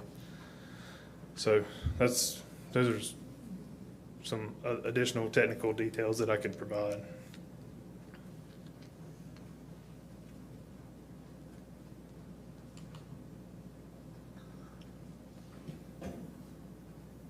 Does the staff have any comment on tree preservation ordinance and trying to maintain some of these trees? As much necessarily on the tree save portion of the discussion. Obviously, staff is in support of saving trees where it's feasible. I just did want to make a point of clarification that the 200-foot setback is just for the portions of the site that are designed for truck traffic, not for the entire building. The other setbacks are as follows. The front setback is 35 feet, and the rear setback is 25 feet, except where residential is adjacent, and then it is 50 feet on the those sides. So does that give them some additional flexibility to shift the building? I know the applicant's already aware of those setbacks. I just wasn't sure if it was clear enough in the explanation to the board. Excuse me, Mr. Chairman, if I may. Yeah. My name's Brad Schuler. I'm a planner with Paramount Engineering. I work with Jeremy. When you look at the site here, there's really not a lot of place to shift the building if we were needed to save that tree, because we have parking requirements, we have stormwater requirements, we have the 200-foot residential setback, we have the truck loading areas, we have the size of the building itself. If we were to shift that portion of the building somewhere else, we would have to locate the other, like say we were to shift it to the western side of the building, well, we would be taking up some additional parking. And so that parking, we would then have to relocate likely to the same spot that we're moving the that building portion to. The other thing I want to add is when you read this code, it specifically states that a variance is an option for these situations, and that's a unique code. When you go look up setbacks, it doesn't say, hey, if you want to vary the setback, go through the Board of Adjustment. It just says this is your setback. When this code was written, and I was previously the senior current planner for New Hanover County, which this code modeled the county's ordinance. But when Wayne Clark was there, when we wrote this ordinance, we understood that there's going to be times where we want to save this tree, but we know it's impractical to the site. It would potentially maybe be a taking of land where you're limiting what the intended use of that site is. Here we have an industrial site. You're going to have larger buildings. It's really hard to work around trees that are on the interior of the site. So that code was written to specifically state this was an option to go get a variance in these situations. And it really works. Where we are working on a site in Porter's Neck right now where we were able to flip the site and save a specimen tree. And so it's just an extra step in the review where it allows the property owner to kind of reconsider the design of the site, see what they can do to save it. But in situations like this where there's really no room to move anything around and still meet all the required regulations, this would be the path to go to get the needed relief. And that's why we're here today.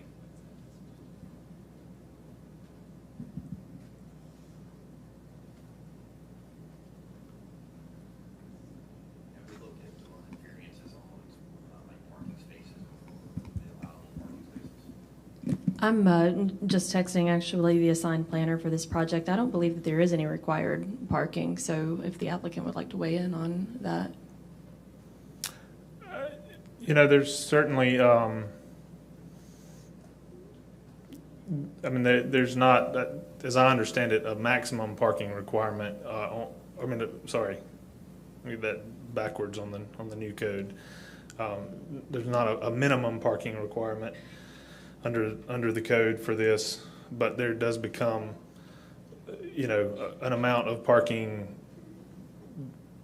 required to reasonably support the operation, based on number of employees per shift and shift changes and the things that generally support that. And we're not, at least, in my experience with other products, similar size buildings, we're certainly not in an excessive parking situation here, really trying to keep it to the minimum.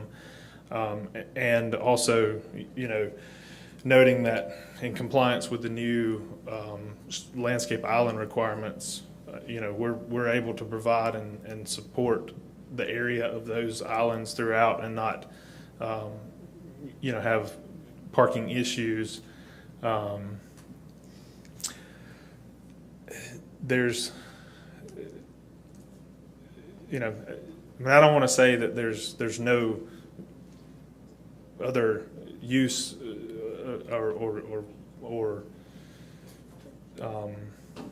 I think that any industrial property that tries to come to this site, given the location of these particular trees, relative to a Board of Adjustment approval, they're going to be uniquely burdened by those two trees. Other trees around the site potentially, could be saved, and they're just not specimen and are not subject to the Board of Adjustment.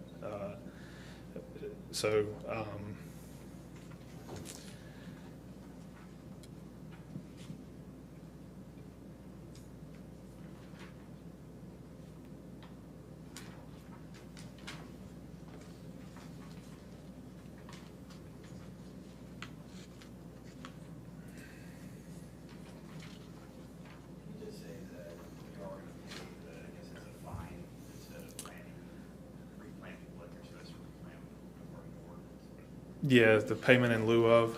It's currently, it's being reviewed and approved by planning staff, but I mean, current estimates are like $90,000, for that payment in lieu of. And again, there's not an unwillingness to plant more trees on the site. They're just, starts to run out of areas that you can fit them, and they live. You just don't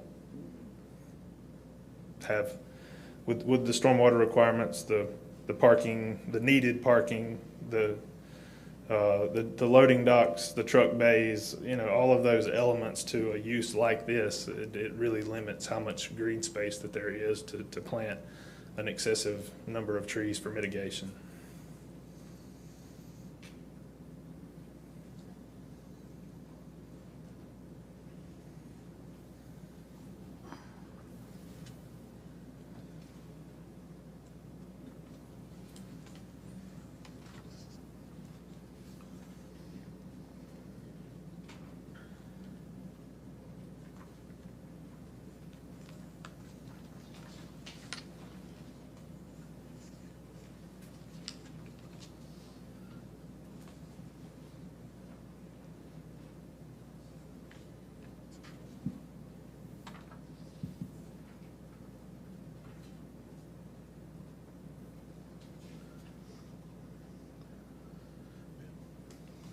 I mean, I think the site, there's a lot of low-lying area in the site that's going to need to be filled for development, and, short of a huge tree well, I'm not sure how you could save the trees, because the fill is going to, around the base of the tree, is going to kill the tree. And I do think, cash payment to the city is not an ideal mitigation, but it is an allowed mitigation. And I mean, I think they've done what they can.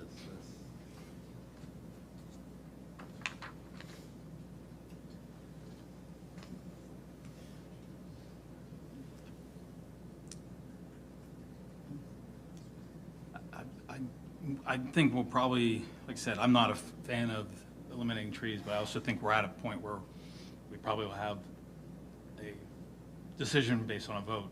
So I agree. So I'm in relation, because of the mitigation, the payment in lieu, I'm going to make a motion for approval of the ordinance. We have a motion for approval of the variances requested based on the floor plan and fact. Do we have a second? Second. All in favor? Aye. Aye. Opposed? No. Variance request is denied, a vote of 2 to 3, 2 in favor, 3 opposed.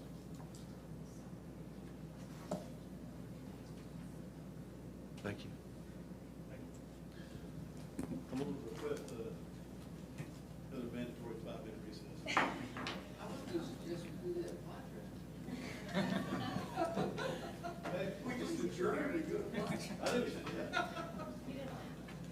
I'd like to note that the audio during the recess is still on. I'm not sure that we are able to turn it off, just so you know.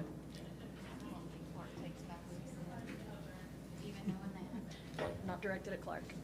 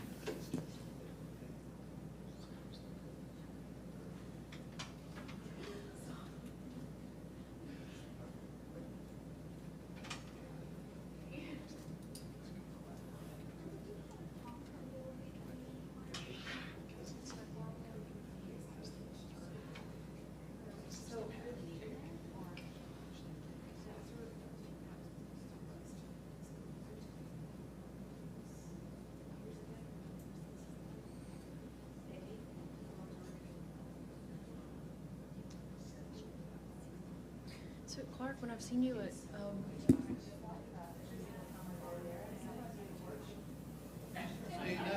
We're here at Fly Truck.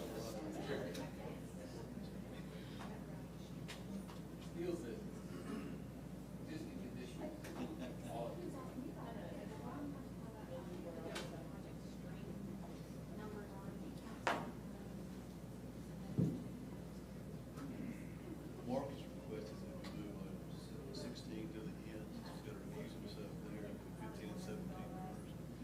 Okay. Catherine, we're going to ship, Marcus asked if we would move 16 to the end, since he's going to recuse himself there, and do 15 and 17, then 16.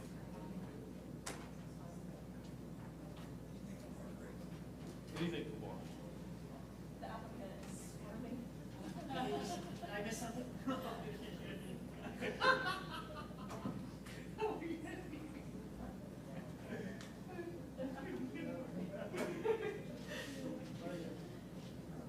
Almost everybody's okay moving 16.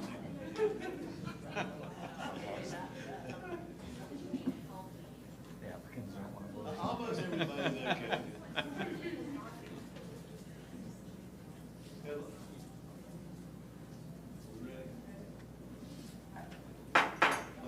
July 21st Board of Adjustment meeting back to order.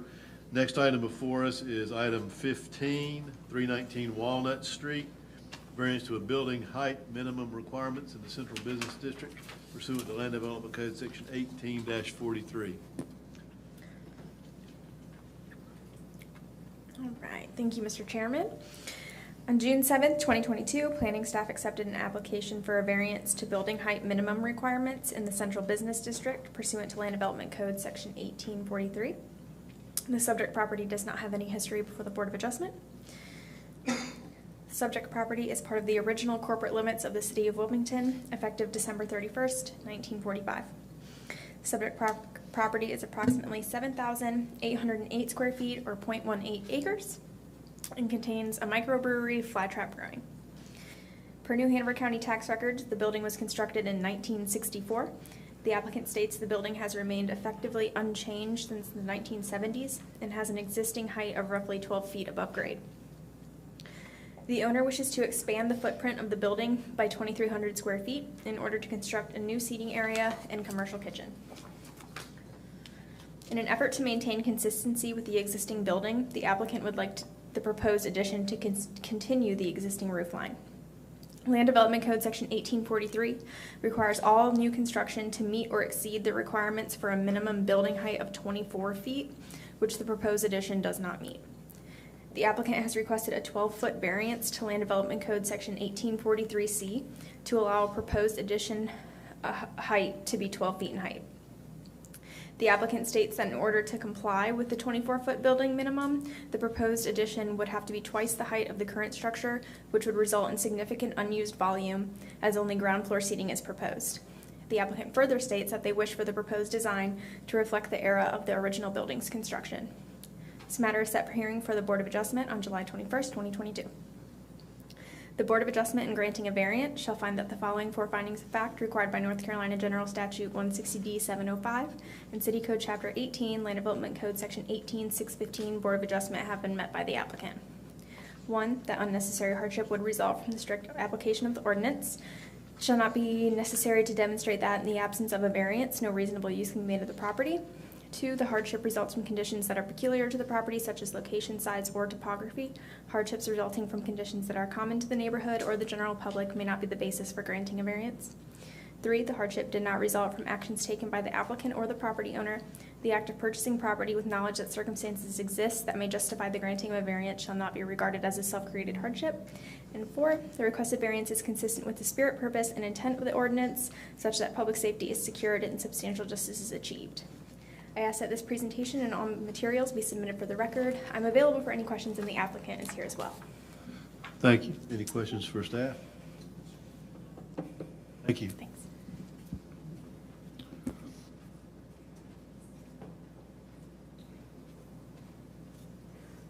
Board, staff, thank you. I'm Clark Hipp with Hipp Architecture and Development. I will be the architect for this project. I am also the owner of the property as well. With me today is the owner of the business, Mike Barless, with Flytrap Brewing. I think Ms. Garman pretty much mentioned everything that I would comment on as well. The building has been there since the 1950s. It was actually Hanover Design Services was there for quite some time before I bought it in 2007. And since 2013, Flytrap Brewing has been there and has become a real community gathering place and a real community asset. The goal of this addition is to allow that community asset to expand and to allow the small business owner to build on his success. The existing building is a 70s era building, flat roof, 12-foot high. There's no parapet, there's no clear story. It's just what it is. We want to continue that by extending the 12-foot roof line down North 4th Street. As you can, if you go back, can I have control or go back one to the floor plan? Yeah. So the goal is to extend to the north. There's no room really to extend in any other direction. We'll go to the north. The 12 feet height again will allow us to extend the existing roof line to incorporate into the existing building. It will also allow us to maintain. There are two large trees in the lower part of the flag. This section of the property. We have designed this to try to mitigate the impact of those trees. And the remaining area of the flag, the leg, will be maintained as the beer garden, the outdoor seating area. Again, the LDC does require a 24-foot minimum height. As mentioned, we're asking for that to be reduced down to 12 feet. And the goal is, based on the four findings of fact, we do believe that it is an unnecessary hardship. The business owner only wants to provide additional seating. 24 feet would require 2 stories, a 2-story volume, which would be very expensive just to add the additional seating that he's requested or he requires. And then we want to try to integrate in, as I said before, into the overall original building to reflect the era of its construction.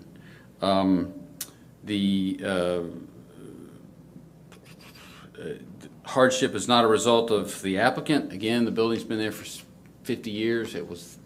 We have done nothing as a building owner since we bought it in 2007 other than to add a window. If you go to a picture, scroll down to pictures, one more.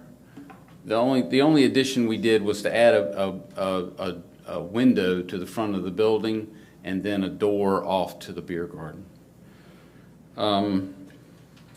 Regarding the consistency in spirit, I forgot one. Peculiarity to the property. Again, building's been unchanged for 50 years. We're trying to reflect the era of the construction. And as the building sits now, you can see that it anchors that corner. And that's what we're trying to maintain. We're trying to maintain that sense of community there, that sense of anchor in the community. Regarding the consistency, it's consistent with spirit. The 4th Street, we believe that the 4th Street section of the CBD is for community-focused services and urban residential.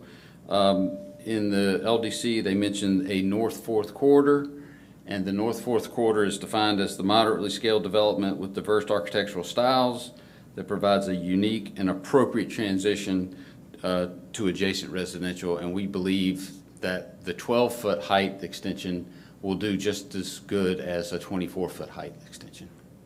So happy to answer any questions you may have of me or the applicant or the business owner. Any questions for the applicant? Thank you. I will open up for public hearing. Anyone here to speak in favor of or opposed to the requested variance? Seeing no one, will close the public hearing, giving it up for board discussion. Not very often we get a variance request for a lower height than the minimum. And in looking at Flytrap and walking around, I mean, what you're proposing makes sense. I mean, a 24-foot addition does not make sense to me. So I think it is in keeping with the spirit of the neighborhood and in keeping with the development that's there, and I think it makes perfect sense.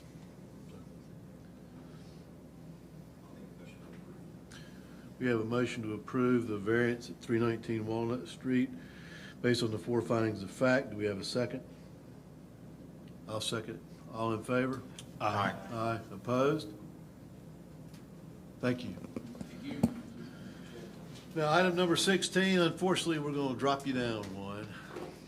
Mark's asked to, he's asked to recuse himself from 16, so we're going to hear item 17 first, which is 6832 Unit F, Market Street. Variance to the maximum number of wall signs per tenant and to the maximum sign area per tenant for a property in the regional business district pursuant to City Code Chapter 18, Land Development Code Section 18-389A. All right.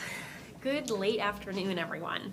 So as you said, we are here for 6832 Market Street. This is particular to Unit F, BADV-2-722.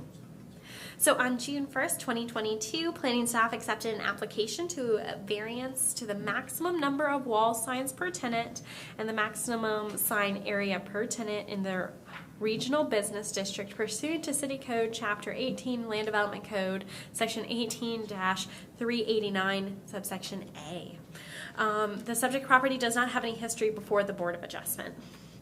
The subject property is part of an area annexed into the city limits effective January 31st, 1999, and is zoned Regional Business District RB.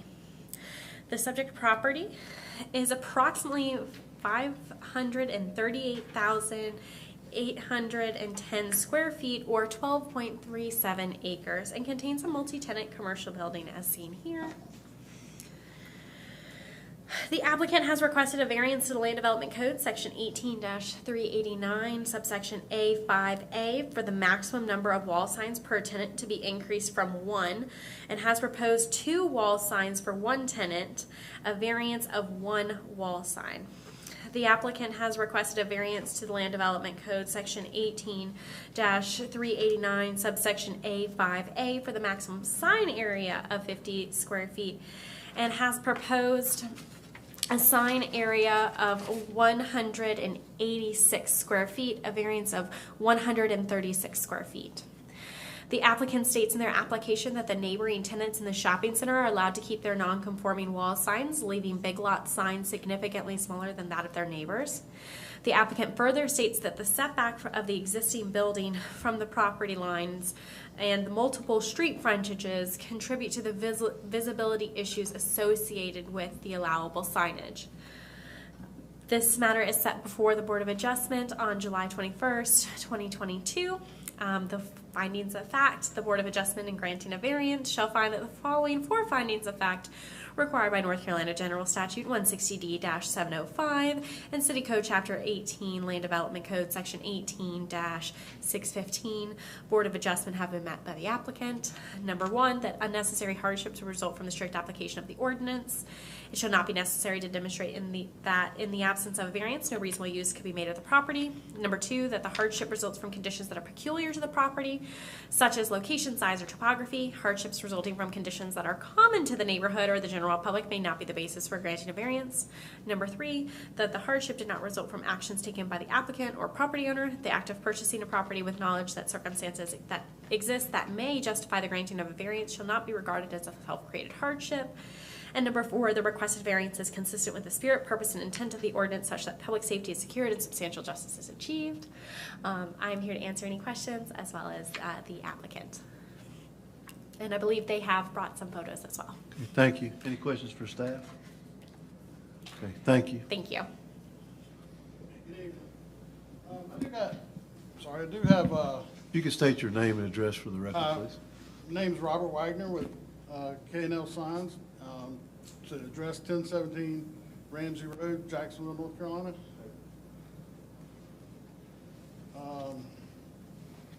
And what they're asking is just for the signs to be conforming with the size of the building, and to everything to be uniform. You have different, they like the Carolina Care sign. It's just not proportional to the building as far as square footage and whatnot. I do have some photos here if I can bring them up to you.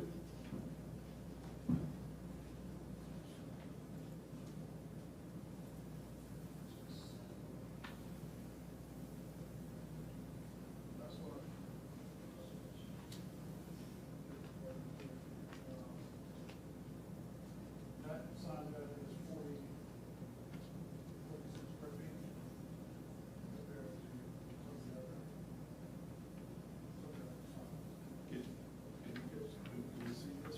to some of the other. Be submitted as evidence and left with our Okay, okay. board chair, or excuse me, not chair, board secretary. Thank you.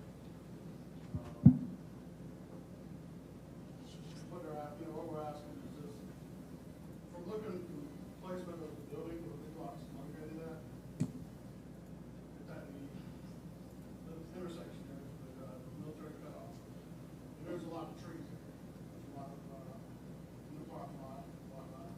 You can see here some of the lot of photos. Big lots.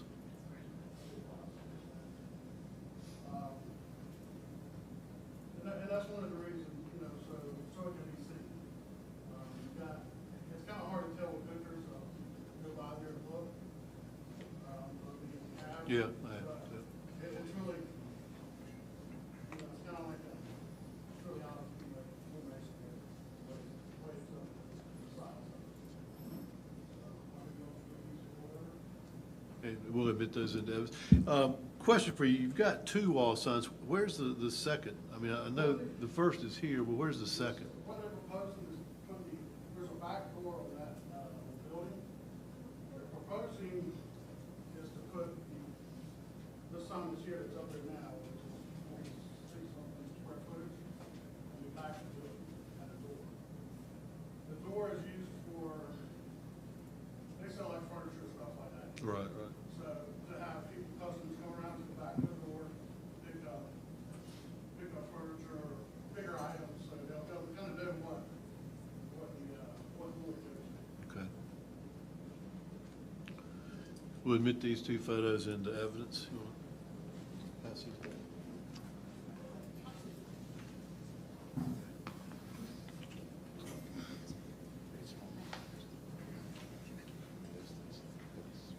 And if I could. Absolutely. There is, the Carolina Care unit that's there. It is a corner unit. They have a total of 268.8 square footage. Ashley Furniture is in the same shopping center there. Their signage is 131.3 square foot. And I believe,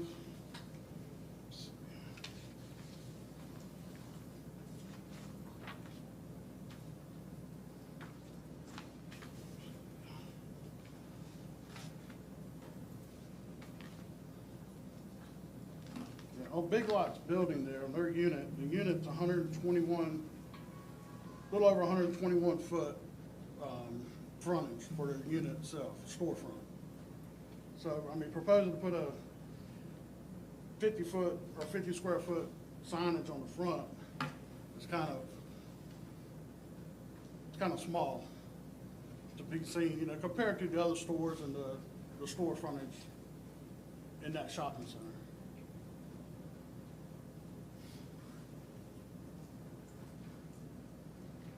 What's the square Footage of the Big Lot sign that's up in the front now. The one that's in the front now? Yes, sir. Is, 46.79.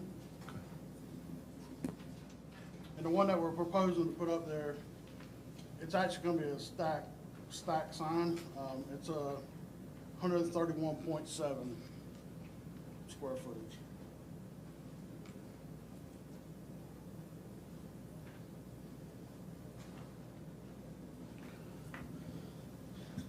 Let me just ask a question of staff. Aren't we looking at some modifications of the sign ordinance to deal with larger buildings? We are That only have one proposing tenant? some modifications to the sign ordinance. I don't know what the impact of those changes would be on this particular project. You know, when the Carolina medical sign was put up, because that's significantly bigger. The code change was December 1st of this past year, so Prior to, yeah. I don't know when that particular sign was put up. But You know, in looking at the shopping center up and down, the big lot sign is noticeably smaller than the other ones.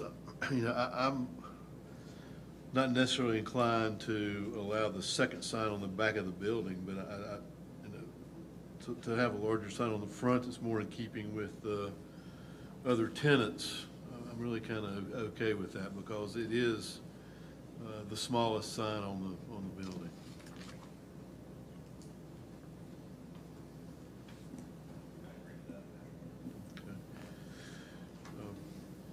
Did you have anything else, or?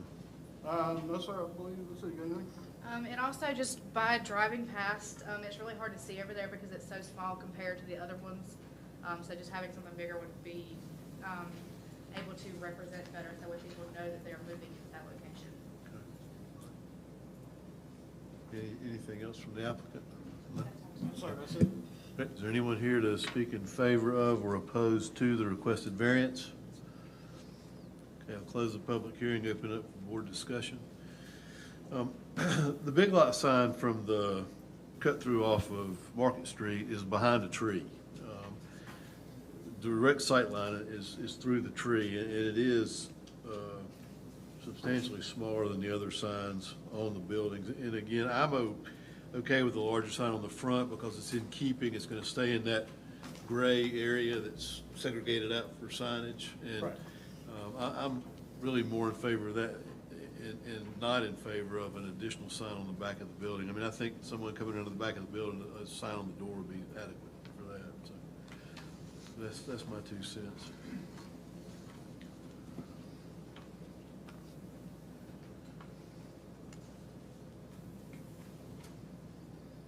What do you think, Mr. Stein? Like I said, I mean, we have the ordinance in place, and it does cause issue because once you do one, there's a number of properties that will have the same issue. So it is a hard situation because, like I said, we aren't the ones that create Right. the code. So, that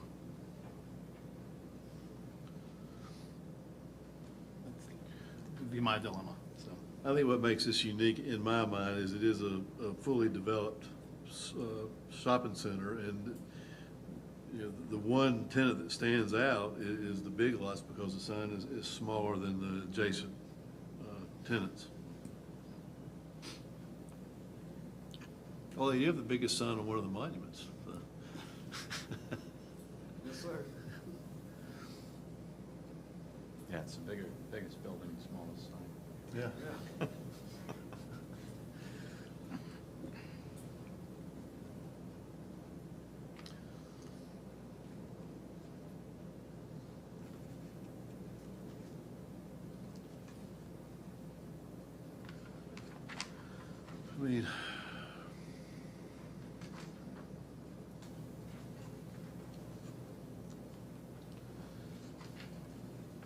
I mean, my take would be to deny the first variance, request for 2 wall signs, and approve the second variance for one stack sign of 136 square feet. Is that a motion? I'd propose a motion to, can I do it that way, to deny the first variance of a second wall sign and approve the second requested variance of a stack sign of 136 square feet based on the 4 findings of fact. We have a motion and a second. All in favor? Aye. Opposed? I'm opposed. Passes 4-1. Is that right? Ashley, you were aye? Okay. Variance request passes 4-1. Thank you. Thank you. Now we're going to back up, and Mr. Saulnier is going to recuse himself from item 16. You going to stick around and listen? No. Oh.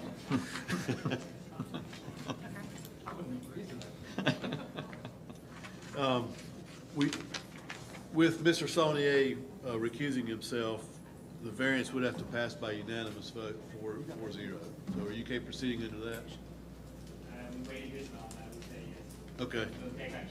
That was explained whenever we knew he would need to recuse himself, and they decided they would like to move This is forward. not new information? Okay. But I will say Rich has been sitting over there smiling this entire time, despite the long agenda. Well, item 16 is next, 3840, I can't believe you're not staying. No. 3846, 3852 Carolina Beach Road, variance to the maximum number of wall signs per unit and to the maximum sign area per unit for a property in a community business conditional district pursuant to City Code Chapter 18, Land Development Code Section 18-3. 16? I'm sorry. No, I'm sorry. I'm yelling to Casey. I'm so 16, sorry. Carry on. We're having technical issues with the PowerPoint. Okay. It's tired after today. Okay, so as you said, this is 3846 and 3852 Carolina Beach Road, BADV -3-722. On June 6, 2022, planning staff accepted an application for a variance to the maximum number of wall signs per unit and to the maximum sign area per unit for a property in the Community Business Conditional District, CBCD, pursuant to City Code Chapter 18, Land Development Code Section 18-389, subsection A. The subject property does not have a history before the Board of Adjustment. The subject property is approximately 86,390 square feet or 1.98 acres and is zoned Community Business Conditional District. The subject property was annexed into the city effective April 10th, 1984. On October 4th, 2016, City Council approved a conditional rezoning of the R15 Residential District, Community Business CD Conditional District for a large-scale commercial retail center, parking, stormwater management, and associated improvements. On August 12th, 2019, the subject property was, or is called Crossroads at Independence, was released for construction. On December 1st, 2021, a new land development code went into effect, which reduced the allowable signage to commercial districts from what was allowed in the prior code. Pursuant to Land Development Code Section 18-389, subsection A5A, buildings with 5 or more units shall be permitted 1 wall sign per unit up to 50 square feet for maximum per sign. The applicant has requested a variance to Land Development Code Section 18-389, subsection A5A for the maximum number of wall signs per internal unit to be increased from 1 and has proposed 2 wall signs per internal unit, a variance of 1 wall sign, and per individual or internal unit with each sign up to 50 square feet in area for a total wall sign area of 100 square feet per internal unit, a variance of 50 square feet. So these are typical front elevations that were provided by the applicant. The applicant has requested a variance to Land Development Code Section 18-389, subsection A5A for the maximum number of wall signs per end units to be increased from 1 and has proposed 3 wall signs per end unit, an increase of 2 wall signs per unit or per end unit with each sign up to 50 square feet in area for a total wall sign area of 150 square feet per end unit, a variance of 100 square feet. The applicant states in the application that the development was designed to have signage facing the roadways as well as the parking lots, for identification along the corridors and internal to the site. The applicant further states that if their variance request is approved, they will eliminate one of their monument signs that was previously approved on January 19th, 2022 at approximately 47 square feet and at least 5 feet in height. This matter was set before the Board of Adjustment on July 21st, 2016. The findings of fact, the Board of Adjustment in granting a variance shall find that the following 4 findings of fact required by North Carolina General Statute 160D-705 and City Code Chapter 18, Land Development Code Section 18-615, Board of Adjustment have been met by the applicant. Number 1, that the unnecessary hardship will result from the strict application of the ordinance. It shall not be necessary to demonstrate that in the absence of a variance, no reasonable use can be made of the property. Number 2, the hardships result from conditions that are peculiar to the property, such as location, size, or topography. Hardships resulting from conditions that are common to the neighborhood or the general public may not be the basis for granting a variance.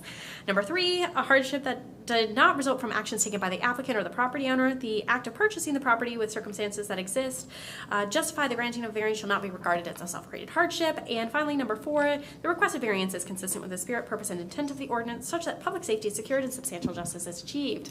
I am here to answer any questions. I ask that this presentation and all materials be added into the record, and the applicant is here as well as one of the tenants. Any questions for staff? Thank you. Thank you. The stage is yours. Good afternoon or evening, we might say, to the board and chairman and fine ladies of the city zoning that are here today as well. My name is Richard Senatiempo. I am the owner of the sign company of Wilmington, and here on behalf of Dean Scarfoni of Live Oak Development. He couldn't make it, so he appointed me as person to take over today. As Abby noted, we are asking for a variance to allow the tenants to put exterior tenant signage on the back of the 2 buildings, the main commercial buildings for smaller tenants, and on the corner units, if possible, to put an additional sign on each end of the building related to their business. Of equal size, that's allowed on the storefronts. When Dean set up this development and was meeting with the city, the new requirements, or just the requirements, he said, push the buildings back closer to the road. So he wanted to design the back of the building to almost look like the storefronts and accommodate signage, because that's what's most visible, especially on the major thoroughfare on Independence here. Along that's all you see is the back of the buildings when you're coming along up on Independence, if you guys have had a chance to go out there. So we're asking for that variance to be able to put additional signage. The issue that it appears to be with the new code, and Catherine knows I've had this conversation, is that it's with the 5 wall signs that are, with 5 or more tenants rather that are allowed in a building, it says you can only do 1 sign, which was really almost written for multi-tenant office buildings that have, really, you look at the front of their building and you see all the signs that we've done, they're all there on one elevation of the building stacked on top of one another. It doesn't really address a shopping center here where you have individual units, 1 level. And most shopping centers, you could argue that you don't even see the back of the building because faces the woods, there's tree lines and whatnot, you're not really seeing the back. On this particular shopping center, because you have what we're asking, because there's a major thoroughfare there, and you see the back of the buildings, allow us to put signage on that to help identify and advertise the tenants that are in that retail space that are there. But, aside from that, I could answer any questions. I don't want to be too long. I mean, I could talk a bunch about signage, but I know the board seems to really like signage when it's here presented.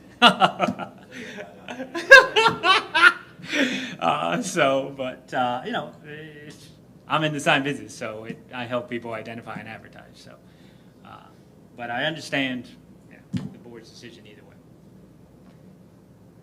Thank you. Any questions for the applicant?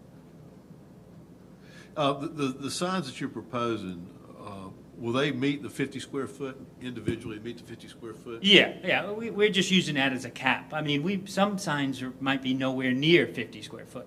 Your typical raceway channel letter sign that's on a 20-foot storefront, it can only be 20%. I mean, they're literally normally 30 square feet, 28 on a single line layout. I mean, it does come up, like you saw, a big lot stacked. It just depends on somebody's artwork and how it forms in the front. But 50 square foot is usually not the problem. It's, in this case, it's the quantity that's going to be allowed now. And it's particularly related to shopping centers. I mean, I drove out there, and you know, the only real issue I have is the end signs on the 2 units. I mean, I think the front and back, given that you're on the major thoroughfare and in front of the shopping center, is reasonable. I'm not necessarily in favor of the end signs. But is there any questions for the applicant?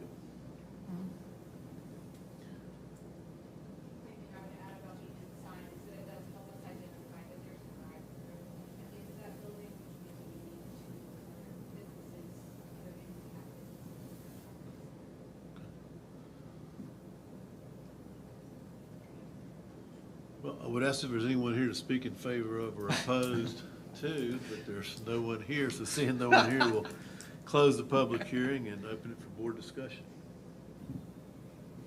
Maybe a question for staff. We heard the one for the Harris Teeter where we talked about the multiple signs and their drive-through and that. Where are we different in those two type situations? Because, I mean, being consistent with, like I said, we've talked about the signage being reviewed, but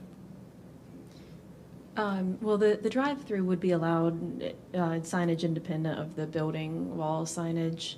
I will say this is an issue that the kind of double frontage buildings, it is a development type that staff supports, certainly, to have buildings pulled to the street and have internal parking and circulation and everything.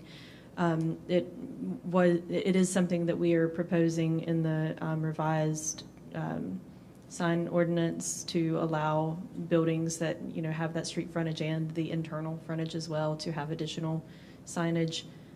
It's just that hasn't, you know, gone through Planning Commission and City Council at this point. A question I have for staff, when this was released for construction, was it 2019? Yeah, in August of 2019. Since construction started prior to the land development code change, is that, I mean? We looked at that too. It vests the building and the site plan, but not the signage. My thought would be, well, you know, since it was released for construction in 2019, it should be vested. So, but the signage is not vested. That is correct. Not until a permit is submitted for the signage, because we don't have the opportunity to review it to determine whether or not it complies with code until an application is actually submitted for that element. Okay. there is the agreement of taking away one of the marquee signs from this. Or the monument signs. Monument signs, I'm sorry, not marquee, monument signs. So that is being, so we're reducing, pulling that off as a distraction. Right. Okay. Because a lot of those you see in cities, there's so many things on one of those that they become as a distraction point. So there's, that's sort of my buy-off on additional signage going away from it, just because of the reduction of that.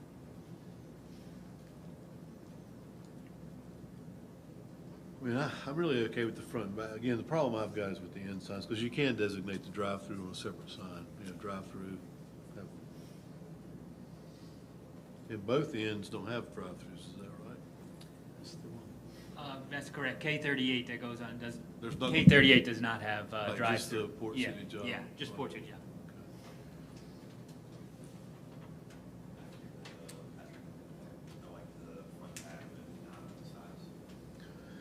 Well, I'd like to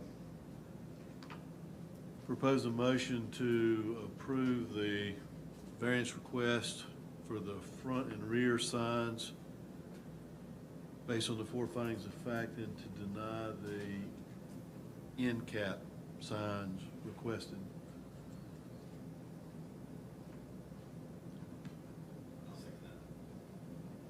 favor? Aye. Opposed? Variance request passes with the elimination of the end cap signs. Sounds good. Is there any further business before the Board of Adjustment, other than Melissa's leaving us? Is that right? Is that what I overheard? I wasn't eavesdropping, but I overheard. John Evans was actually here for most of the meeting, but he is our land use attorney. He handles planning commission, and this subject will fit better in his portfolio than mine. And he left early? He did. I promised him our meetings are normally not like this. He wasn't, it wasn't part of the bargain that he was going to get big caseloads like this, so. Okay. But yeah, he will be here in August. Well, if there is no further business before the Board of Adjustment today, we stand adjourned.